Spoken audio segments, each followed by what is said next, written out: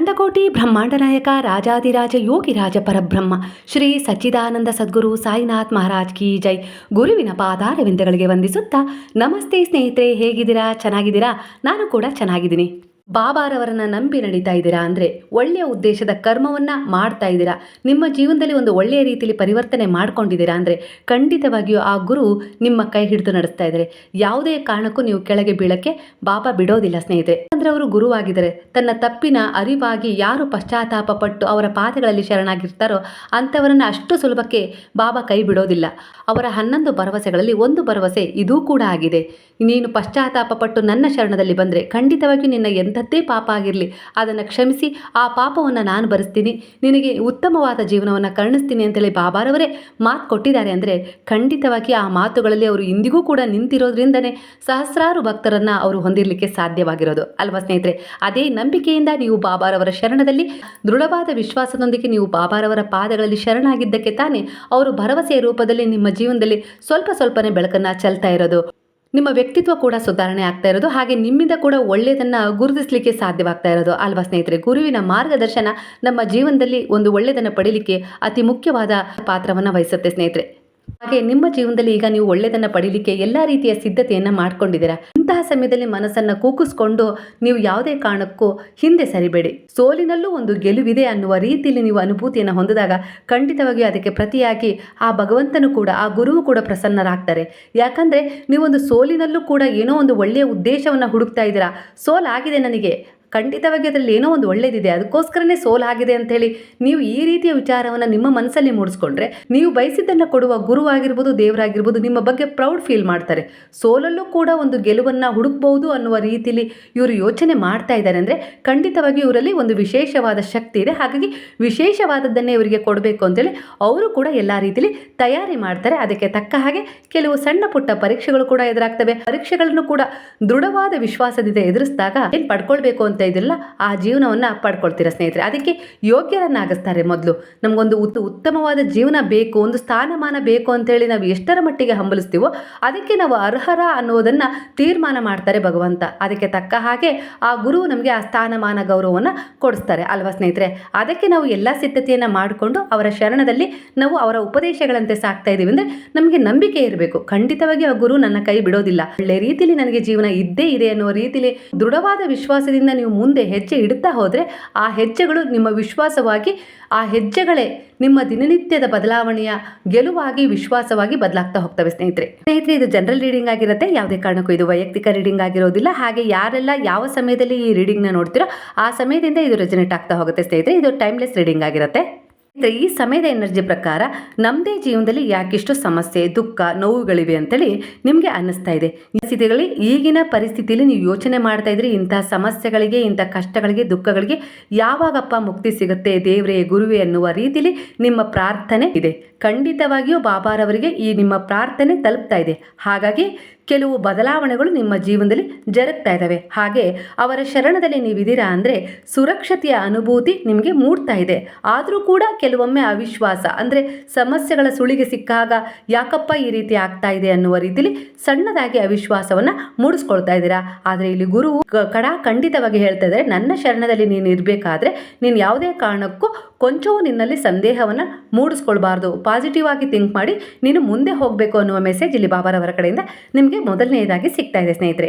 ಕೆಲವೊಮ್ಮೆ ಬಾಬಾರವರು ನಿಮ್ಮ ಜೊತೆಗಿರುವ ಸುರಕ್ಷತೆಯ ಅನುಭೂತಿಯನ್ನು ನೀವು ಮೂಡಿಸ್ಕೊಳ್ತಾ ಇದ್ದಾರೆ. ಹಾಗೆ ಅವರು ಪ್ರತಿ ಕ್ಷಣ ನಿಮ್ಮ ಜೊತೆಗೆ ನಾನಿದ್ದೇನೆ ಅನ್ನುವ ಭರವಸೆ ಕೂಡ ನೀಡ್ತಾ ಇದ್ದಾರೆ. ಕೆಲವು ಸೂಚನೆಗಳ ಮೂಲಕ, ಸಂದೇಶಗಳ ಮೂಲಕ ಆಗಿರ್ಬೋದು, ಅದರಿಂದ ನಿಮಗೆ ಸಹಾಯ ಕೂಡ ಆಗ್ತಾ ಇದೆ, ಆತ್ಮವಿಶ್ವಾಸವನ್ನು ಕೂಡ ಹೆಚ್ಚಿಸ್ತಾ ಇದೆ.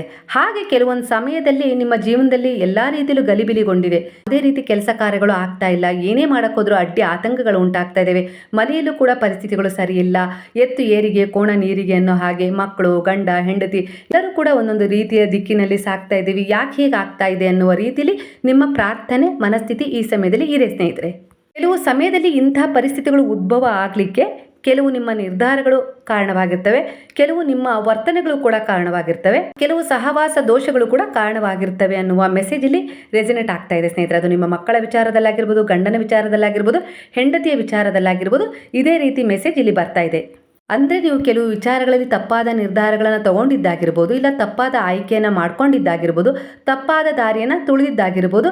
ಇವು ನಿಮ್ಮ ಜೀವನದಲ್ಲಿ ಕೆಲವು ಸಮಸ್ಯೆಗಳನ್ನು, ನೋವುಗಳನ್ನು, ದುಃಖಗಳನ್ನು ತಂದು ಕೊಟ್ಟಿದ್ದಾವೆ ಅನ್ನೋ ವಿಚಾರ ಇಲ್ಲಿ ರೆಸನೇಟ್ ಆಗ್ತಾ ಇದೆ ಸ್ನೇಹಿತರೆ. ಅಂದರೆ ತಪ್ಪಾದ ಸ್ನೇಹ ಆಗಿರ್ಬೋದು, ಇಲ್ಲಿ ತಪ್ಪಾದ ಗೆಳೆತನವೂ ಕೂಡ ಅದಕ್ಕೆ ಕಾರಣವಾಗಿದೆ ಅನ್ನುವ ರೀತಿಯಲ್ಲಿ ರೆಸನೇಟ್ ಆಗ್ತಾ ಇದೆ. ಕೆಲಸದ ವಿಚಾರದಲ್ಲಾಗಿರ್ಬೋದು, ಇಲ್ಲ ಯಾವುದೋ ಒಂದು ವಿಚಾರದಲ್ಲಿ ನೀವು ಮುಂದೆ ಸಾಗಬೇಕಾದ್ರೆ ನಿಮಗೆ ನಿಮ್ಮ ಹಿರಿಯರ ಅಡ್ವೈಸ್ ಸಿಕ್ಕಿತ್ತು. ಈ ಸಮಯದಲ್ಲಿ ಒಂದು ಸಂದೇಶದ ರೂಪದಲ್ಲಿ ನಿಮಗೆ ಸಿಕ್ಕಿತ್ತು. ಕೆಲವರು ನಿಮಗೆ ಗೈಡ್ ಮಾಡ್ತಾ ಇದ್ರು, ಹೋಗ್ಬೇಕಾದ್ರೆ ಯೋಚನೆ ಮಾಡಿ ಮುಂದುವರಿ ಅನ್ನೋ ರೀತಿಯಲ್ಲಿ ಅವರು ನಿಮಗೆ ಗೈಡ್ ಮಾಡಿದ್ರು. ಕೆಲವು ನಿರ್ಧಾರಗಳನ್ನು ತಗೊಳ್ಬೇಕಾದ್ರಾಗಿರ್ಬೋದು, ಕೆಲವರು ಸಹವಾಸ ಮಾಡಬೇಕಾದ್ರಾಗಿರ್ಬೋದು, ನೀನು ನೋಡ್ಕೊಂಡು ಮಾಡು, ನೋಡ್ಕೊಂಡು ಹೋಗು ಅನ್ನೋ ರೀತಿಯಲ್ಲಿ ಅವರು ನಿಮಗೆ ಸಜೆಸ್ಟ್ ಮಾಡಿದ್ರು. ಆದರೂ ಕೂಡ ಅದನ್ನು ಧಿಕ್ಕರಿಸಿ ಆ ಸಮಯದಲ್ಲಿ ನೀವು ಹುಮ್ಮಸ್ಸಿಂದ ನಾನು ಮಾಡಿದ್ದೇ ಸರಿ ಅನ್ನೋ ರೀತಿಯಲ್ಲಿ ನೀವು ಹೋಗಿದ್ದಕ್ಕೆ ಈ ರೀತಿ ಕಷ್ಟದ ಪರಿಸ್ಥಿತಿಯಲ್ಲಿ ಸಿಕ್ಕಾಕೊಂಡಿದ್ದೀರಾ ಅನ್ನುವ ವಿಚಾರ ಇಲ್ಲಿ ರೆಸನೇಟ್ ಆಗ್ತಾ ಇದೆ ಸ್ನೇಹಿತರೆ. ವಾಸ್ತವವಾಗಿ ಕೆಲವೊಂದ್ಸರಿ ಇದೇ ನಿಮ್ಮ ದುಃಖಕ್ಕೆ, ಸಮಸ್ಯೆಗಳಿಗೆ ಕಾರಣ ಕೂಡ ಆಗಿದೆ ಅನ್ನುವ ವಿಚಾರ ಕೂಡ ಈ ಸಮಯದ ಎನರ್ಜಿ ಪ್ರಕಾರ ರೆಸನೇಟ್ ಆಗ್ತಾ ಇದೆ. ಇನ್ನೂ ಕೆಲವು ಕೆಲಸಗಳಲ್ಲಿ ಅಡೆತಡೆಗಳು ಉಂಟಾಗ್ತಾ ಇದೆ. ಅಂದರೆ ನೀವು ಆ ಕೆಲಸದಲ್ಲಿ ಆಲಸ್ಯ ತೋರಿಸಿರೋದು, ಇಲ್ಲ ಆ ಕೆಲಸದ ಕಡೆ ಪೂರ್ಣವಾದ ಗಮನ ಕೊಡದೇ ಇರೋದು ಕೂಡ ಆ ಕೆಲಸದಲ್ಲಿ ಅಡೆತಡೆ ಉಂಟಾಗ್ಲಿಕ್ಕೆ ಕಾರಣವಾಗಿದೆ. ಆ ಕೆಲಸ ಅರ್ಧಕ್ಕೆ ನಿಂತಿರೋದಕ್ಕೆ ಇದು ಕೂಡ ಕಾರಣವಾಗಿದೆ ಅನ್ನುವ ರೀತಿಯಲ್ಲಿ ಇಲ್ಲಿ ವಿಚಾರ ರೆಸನೇಟ್ ಆಗ್ತಾ ಇದೆ ಸ್ನೇಹಿತರೆ. ಅದು ಯಾವುದೇ ವಿಚಾರದಲ್ಲಾಗಿರ್ಬೋದು, ವ್ಯಾಪಾರವನ್ನ ಅಭಿವೃದ್ಧಿಗೊಳಿಸೋ ವಿಚಾರದಲ್ಲಾಗಿರ್ಬೋದು, ನಿಮ್ಮ ಮಕ್ಕಳನ್ನ ಪಾಲನೆ ಪೋಷಣೆ ಮಾಡೋ ವಿಚಾರದಲ್ಲಾಗಿರ್ಬೋದು, ನೀವು ಆಲಸ್ಯ ತೋರಿಸಿರೋದ್ರಿಂದನೇ ಅವರು ದಾರಿ ತಪ್ಪಲಿಕ್ಕೆ ಕಾರಣವಾಗಿದೆ. ಕೆಲಸಗಳು ಕೈಗೂಡದೇ ಇರೋದಕ್ಕೆ ಕಾರಣವಾಗಿದೆ. ವ್ಯಾಪಾರದಲ್ಲಿ ಅಭಿವೃದ್ಧಿ ಕಾಡದೇ ಇರೋದಕ್ಕೆ ಕಾರಣವಾಗಿದೆ ಅನ್ನುವ ವಿಚಾರ ಇಲ್ಲಿ ರೆಸನೇಟ್ ಆಗ್ತಾ ಇದೆ. ಇಲ್ಲ ಅಂದ್ರೆ ನಿಮ್ಮ ಕೆಲಸದ ಮೇಲೆ ದೊಡ್ಡ ಹೊಡೆತ ಬಿದ್ದಿದೆ. ಹಿಂದೆ ತುಂಬಾ ಚೆನ್ನಾಗಿ ವ್ಯಾಪಾರ ಆಗ್ತಾ ಇತ್ತು, ತುಂಬಾ ಚೆನ್ನಾಗಿದ್ವಿ, ನಾನು ನನ್ನ ಗಂಡ ಹೆಂಡತಿ ಎಲ್ಲ ತುಂಬಾ ಚೆನ್ನಾಗಿದ್ವಿ. ಈಗ ಇದ್ದಕ್ಕಿದ್ದ ಹಾಗೆ ನಮ್ಮ ಕುಟುಂಬದ ಮೇಲೆ ಯಾರು ಕಣ್ಣು ಬಿದ್ದಿದೆಯೋ ಅನ್ನೋ ರೀತಿಯಲ್ಲಿ ನೀವು ಯೋಚಿಸ್ತಾ ಇದ್ದೀರಾ. ಅಂದ್ರೆ ಖಂಡಿತವಾಗಿ ದುಷ್ಟರ ಕಣ್ಣು ನಿಮ್ಮ ಮೇಲೆ ಬಿದ್ದಿದೆ ಅನ್ನುವ ವಿಚಾರ ಕೂಡ ಇಲ್ಲಿ ರೆಸನೇಟ್ ಆಗ್ತಾ ಇದೆ ಸ್ನೇಹಿತರೆ. ಅಂದ್ರೆ ನೀವೇನೋ ಒಂದು ವ್ಯಾಪಾರ ಮಾಡ್ಬೇಕಾದ್ರೆ ಆಗಿರ್ಬೋದು, ಅವ್ರ ಹತ್ರ ಹೇಳ್ಕೊಂಡಿದ್ದೀರಾ, ನಾನು ಇಂಥ ವ್ಯಾಪಾರವನ್ನ ಮಾಡ್ಬೇಕು ಅಂತ ಇದ್ದೀನಿ, ನನ್ನ ಹತ್ರ ಇಷ್ಟು ಹಣ ಇದೆ, ಅದನ್ನ ಇನ್ವೆಸ್ಟ್ ಮಾಡ್ಬೇಕು ಅಂತ ಅನ್ಕೊಂಡಿದ್ದೀನಿ ಅನ್ನೋ ರೀತಿಲಿ ಹೇಳ್ಕೊಂಡಿರ್ಬೋದು. ಇಲ್ಲ ಅಂದ್ರೆ ನಮ್ಮ ಮನೆಯಲ್ಲಿ ಅಷ್ಟು ಸಂಪತ್ತಿದೆ, ಹೀಗಿದೀವಿ, ಹಾಗಿದೀವಿ, ಅಷ್ಟು ಪ್ರೀತಿಯಿಂದ ಇದೀವಿ, ಹಾಗೆ ಹೀಗೆ ಅಂತೇಳಿ ನೀವು ಇನ್ನೊಬ್ಬರ ಹತ್ರ ನಿಮ್ಮ ಸಂಬಂಧಗಳ ಬಗ್ಗೆ ಹೇಳ್ಕೊಂಡಾಗ ಆಗಿರ್ಬೋದು, ಆ ಸಮಯದಲ್ಲಿ ನಿಮ್ಮ ನಂಬಿಕೆಗೆ ಆ ವ್ಯಕ್ತಿ ಅರ್ಹನಲ್ಲ ಅನ್ನುವ ವಿಚಾರ ಇಲ್ಲಿ ರೆಸನೇಟ್ ಆಗ್ತಾ ಇದೆ. ಅಂದ್ರೆ ಅವನಲ್ಲಿ ಏನೋ ಒಂದು ರೀತಿಯ ಮತ್ಸರ, ದ್ವೇಷ, ಅಸೂಯೆ ಮೂಡಿತ್ತು. ಆ ಸಮಯದಲ್ಲಿ ನನಗಿಲ್ಲದ್ದು ಇವರಿಗೆ ಸಿಗ್ತಾ ಇದೆ, ನನ್ನ ಜೀವನದಲ್ಲಿ ಇಲ್ಲದ್ದು ಇವ್ರು ಪಡ್ಕೊಂಡಿದ್ದಾರೆ ಅನ್ನುವ ರೀತಿಯಲ್ಲಿ ಅಸೂಯೆಯನ್ನ ಕ್ರಿಯೇಟ್ ಮಾಡ್ಕೊಂಡಿದ್ದಾರೆ.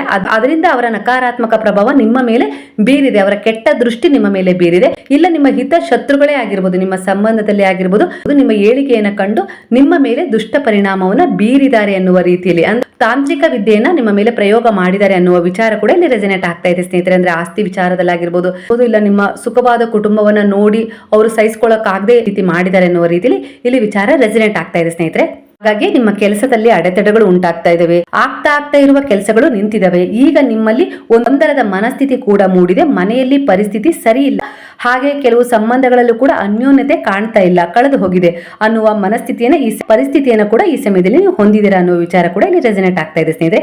ಇನ್ನೇನು ಕೆಲಸ ಕೈಗೂಡ್ತಾ ಇದೆ ಅನ್ನುವಷ್ಟರಲ್ಲಿ ಕೈಗೆ ಬಂದ ತುತ್ತು ಕಾಯಿಗೆ ಬರಲಿಲ್ಲ ಅನ್ನುವ ರೀತಿಯಲ್ಲಿ ಯಾರೋ ನಿಮ್ಮ ಹಿತೈಷಿಗಳೇ ಅದನ್ನ ತಡೆದು ನಿಲ್ಲಿಸಿದ್ದಾರೆ ಅನ್ನುವ ವಿಚಾರ ಕೂಡ ಇಲ್ಲಿ ರೆಸನೇಟ್ ಆಗ್ತಾ ಇದೆ. ಅಂದ್ರೆ ನಿಮ್ಮ ಪರಿಶ್ರಮದ ಫಲ ಸಿಗ್ಲಿಕ್ಕೆ ಅವರು ಅಡೆತಡೆ ಉಂಟು ಮಾಡಿದರೆ, ಅವರ ನಕಾರಾತ್ಮಕ ಪ್ರಭಾವ ಬೀರಿ. ಆದ್ರೂ ಕೂಡ ಇದು ಕ್ಷಣಿಕ. ನೀವು ದೈವ ಬಲವನ್ನ ನಂಬಿ ಸಾಗಿದ್ದೀರಾ, ಗುರುವಿನ ಬಲದಲ್ಲಿ ನೀವಿದ್ದೀರಾ. ಅಂದ್ರೆ ಯಾವುದೇ ಕಾರಣಕ್ಕೂ ಆ ಗುರುವು ನಿಮ್ಮ ಜೀವನದ ಮೇಲೆ ಇಂತಹ ನಕಾರಾತ್ಮಕ ಪ್ರಭಾವ ಬೀರಲು ಬಿಡುವುದಿಲ್ಲ. ಖಂಡಿತವಾಗಿಯೂ ಅವರ ಮೇಲೆ ವಕ್ರ ದೃಷ್ಟಿ ಬೀರ್ತಾರೆ ಅನ್ನುವ ಮೆಸೇಜ್ ಇಲ್ಲಿ ಬರ್ತಾ ಇದೆ. ಖಂಡಿತವಾಗಿಯೂ ಅವರು ಹಿಂದೆ ಸರಿತಾರೆ, ನಿಮ್ಗೆ ಮುಂದೆ ಸಾಗ್ಲಿಕ್ಕೆ ದಾರಿ ಸಿಗ್ತದೆ, ಹಾಗೆ ಒಳ್ಳೇದಾಗತ್ತೆ, ಎಲ್ಲವೂ ಶುಭವಾಗುತ್ತದೆ, ಶುಭ ಅಂತ್ಯವನ್ನ ಪಡ್ಕೊಳ್ಳುತ್ತೆ ನಿಮ್ಮ ವಿಚಾರಗಳು ಅನ್ನುವ ವಿಚಾರ ಇಲ್ಲಿ ರೆಸನೇಟ್ ಆಗ್ತಾ ಇದೆ. ಹಾಗಾಗಿ ಜಯ ನಿಮ್ ಕಡೆಗೆ ಇದೆ ಅನ್ನುವ ವಿಚಾರ ಕೂಡ ಇಲ್ಲಿ ರೆಸನೇಟ್ ಆಗ್ತಾ ಇದೆ ಸ್ನೇಹಿತರೆ. ಈ ಸಮಯದ ಎನರ್ಜಿ ಪ್ರಕಾರ ಆತಂಕ ಬೇಡ, ಚಿಂತೆ ಬೇಡ, ನನ್ನ ಚಿಂತನೆ ಮಾಡಿ ಎಲ್ಲ ಸರಿಯಾಗುತ್ತೆ ಅನ್ನುವ ಮೆಸೇಜ್ ಮತ್ತೊಮ್ಮೆ ಇಲ್ಲಿ ಬರ್ತಾ ಇದೆ. ಕೆಲವೊಂದ್ಸರಿ ಏನಾಗುತ್ತೆ ಅಂದ್ರೆ ಕೆಲಸದಲ್ಲಿ ಅಡೆತಡೆ ಆಗ್ತಾ ಇದೆ, ಸಂಬಂಧಗಳಲ್ಲಿ ಗೊಂದಲ ಉಂಟಾಗ್ತಾ ಇದೆ, ಏನೋ ಒಂದು ರೀತಿ ಖಿನ್ನತೆ, ಮಾನಸಿಕ ಒತ್ತಡ ಉಂಟಾಗ್ತಾ ಇದೆ, ಸಮಸ್ಯೆಗಳು ಇದ್ದಕ್ಕಿದ್ದ ಹಾಗೆ ಎದುರಾಗ್ತಾ ಇದಾವೆ. ಅಂದ್ರೆ ಕೆಲವೊಂದ್ಸರಿ ಅವು ಕರ್ಮದ ಫಲವೂ ಆಗಿರುತ್ತೆ. ಈ ರೀತಿ ನಿಮ್ಮ ಜೀವನವನ್ನ, ನಿಮ್ಮ ವ್ಯಕ್ತಿತ್ವವನ್ನ ಗಲಿಬಿಲಿಗೊಳಿಸಿರುತ್ತೆ. ಅಂದ್ರೆ ಕೆಲವು ಬಾರಿ ನಿಮ್ಮ ತಪ್ಪಿನ ಅರಿವು ನಿಮ್ಗೆ ಮಾಡಿಸಿ ಪಾಠ ಕಲಿಸುವ ಮೂಲಕ ಆ ಕರ್ಮ ನಿಮಗೆ ಸರಿಯಾಗಿ ನಿಮ್ಮನ್ನ ಆವರಿಸಿರುತ್ತೆ, ನರಳುವಂತೆ ಮಾಡ್ತಾ ಇದೆ ಅನ್ನುವ ವಿಚಾರ ಇಲ್ಲಿ ರೆಸನೇಟ್ ಆಗ್ತಾ ಇದೆ. ಅಂದ್ರೆ ಜೀವನ ಹೇಗಪ್ಪ ಅಂದ್ರೆ, ಗೆದ್ದಿರುವವರ ಕಥೆಯಲ್ಲಿ ಒಂದು ಗುರಿ ಅಂತ ಇದ್ದೇ ಇರುತ್ತೆ, ಆದ್ರೆ ಸೋತಿರುವವರ ಕಥೆಯಲ್ಲಿ ಒಂದು ಜೀವನ ಅಡಗಿರುತ್ತೆ. ಅಂದ್ರೆ ಜೀವನ ಅಂದ್ರೆ ಏನು ಅನ್ನುವ ಅರ್ಥವನ್ನ ಆಳವನ್ನ ಅರ್ಥಕೊಂಡಿರ್ತಾರೆ ಎನ್ನುವ ವಿಚಾರ ಇಲ್ಲಿ ರೆಸನೇಟ್ ಆಗ್ತಾ ಇದೆ. ನಿಮ್ಮ ವಿಚಾರದಲ್ಲೇ ಇದು ರೆಸನೇಟ್ ಆಗ್ತಾ ಇದೆ ಸ್ನೇಹಿತರೆ. ನೀವು ಸೋತಿರ್ಬೋದು ಕೆಲವು ಕಡೆ, ಆದ್ರೆ ಜೀವನ ಅಂದ್ರೆ ಏನು, ಯಾರು ಹೇಗೆ ಏನು ಎತ್ತ ಅಂತ ಹೇಳಿ ನೀವು ಅರ್ಥ ಮಾಡ್ಕೊಂಡಿದ್ದೀರಾ. ಅದ್ರ ಜೊತೆಗೆ ನಿಮ್ಮನ್ನ ಕೂಡ ನೀವು ಅರ್ಥ ಮಾಡ್ಕೊಂಡಿದ್ದೀರಾ. ನಾನು ಕೂಡ ಹೇಗಿರ್ಬೇಕು ಅನ್ನೋ ವಿಚಾರ ಕೂಡ ನಿಮ್ಗೆ ಈಗ ತಿಳಿದಿದೆ. ಹಾಗಾಗಿ ಕೆಲವು ಕರ್ಮಗಳು ನಿಮ್ಮನ್ನ ಈ ರೀತಿಯಾಗಿ ನರಳಿಸ್ತವೆ. ಅವು ಕೂಡ ಒಂದು ಪಾಠವನ್ನ ನಿಮ್ಗೆ ಬಿಟ್ಟು ಹೋಗ್ತವೆ. ಪಾಠವೇ, ಆ ಸೋಲೆ ನಿಮ್ಮ ಜೀವನದ ಮುಂದಿನ ಗೆಲುವಾಗಿರುತ್ತೆ ಅನ್ನುವ ವಿಚಾರ ಕೂಡ ಇಲ್ಲಿ ರೆಸನೇಟ್ ಆಗ್ತಾ ಇದೆ ಸ್ನೇಹಿತರೆ, ಗುರುವಿನ ಸಂದೇಶವಾಗಿ. ಹಾಗಾಗಿ ನೀವು ಎಂದಿಗೂ ಕೂಡ ಸೋಲನ್ನ ಒಪ್ಕೊಳ್ಬಾರ್ದು. ಸೋಲು ಕೂಡ ಒಂದು ಗೆಲುವಿನ ದಾರಿಯನ್ನ ತೋರಿಸುತ್ತೆ. ಸೋಲಿನಲ್ಲೂ ಕೂಡ ಒಂದು ಗೆಲುವು ಅಡಗಿರುತ್ತೆ. ಅದನ್ನ ನೀವು ತಿಳಿದುಕೊಳ್ಬೇಕು ಅನ್ನುವ ರೀತಿಯಲ್ಲಿ ಏನಾದ್ರೂ ಸ್ವಲ್ಪ ಶ್ರಮ ಪಟ್ಟಾಗ ಖಂಡಿತವಾಗಿ ನಿಮ್ಗೆ ಫಲ ಸಿಗುತ್ತೆ ಅನ್ನುವ ರೀತಿಯಲ್ಲಿ ಇಲ್ಲಿ ವಿಚಾರ ರೆಸನೇಟ್ ಆಗ್ತಾ ಇದೆ ಸ್ನೇಹಿತರೆ.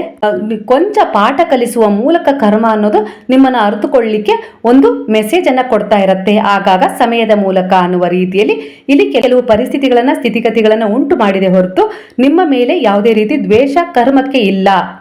ಕೇವಲ ತನ್ನ ಕೆಲಸವನ್ನ ತಾನು ಮಾಡಿದೆ, ತನ್ನ ಕರ್ತವ್ಯದ ರೀತಿಯಲ್ಲಿ ನಿಮ್ಗೆ ಆ ಕರ್ಮ ಅನ್ನೋದು ಆವರಿಸಿದಾಗ ನೀವು ಯಾವ ರೀತಿ ಕರ್ಮದ ಉದ್ದೇಶವನ್ನು ಹೊಂದಿರ್ತೀರೋ ಅದಕ್ಕೆ ತಕ್ಕ ಹಾಗೆ ಆ ಕರ್ಮ ಮತ್ತೆ ಫಲದ ರೂಪದಲ್ಲಿ, ಒಳ್ಳೆಯ ಫಲದ ರೂಪದಲ್ಲಿ ನಿಮ್ಮ ಬಳಿ ಬಂದೇ ಬರುತ್ತೆ.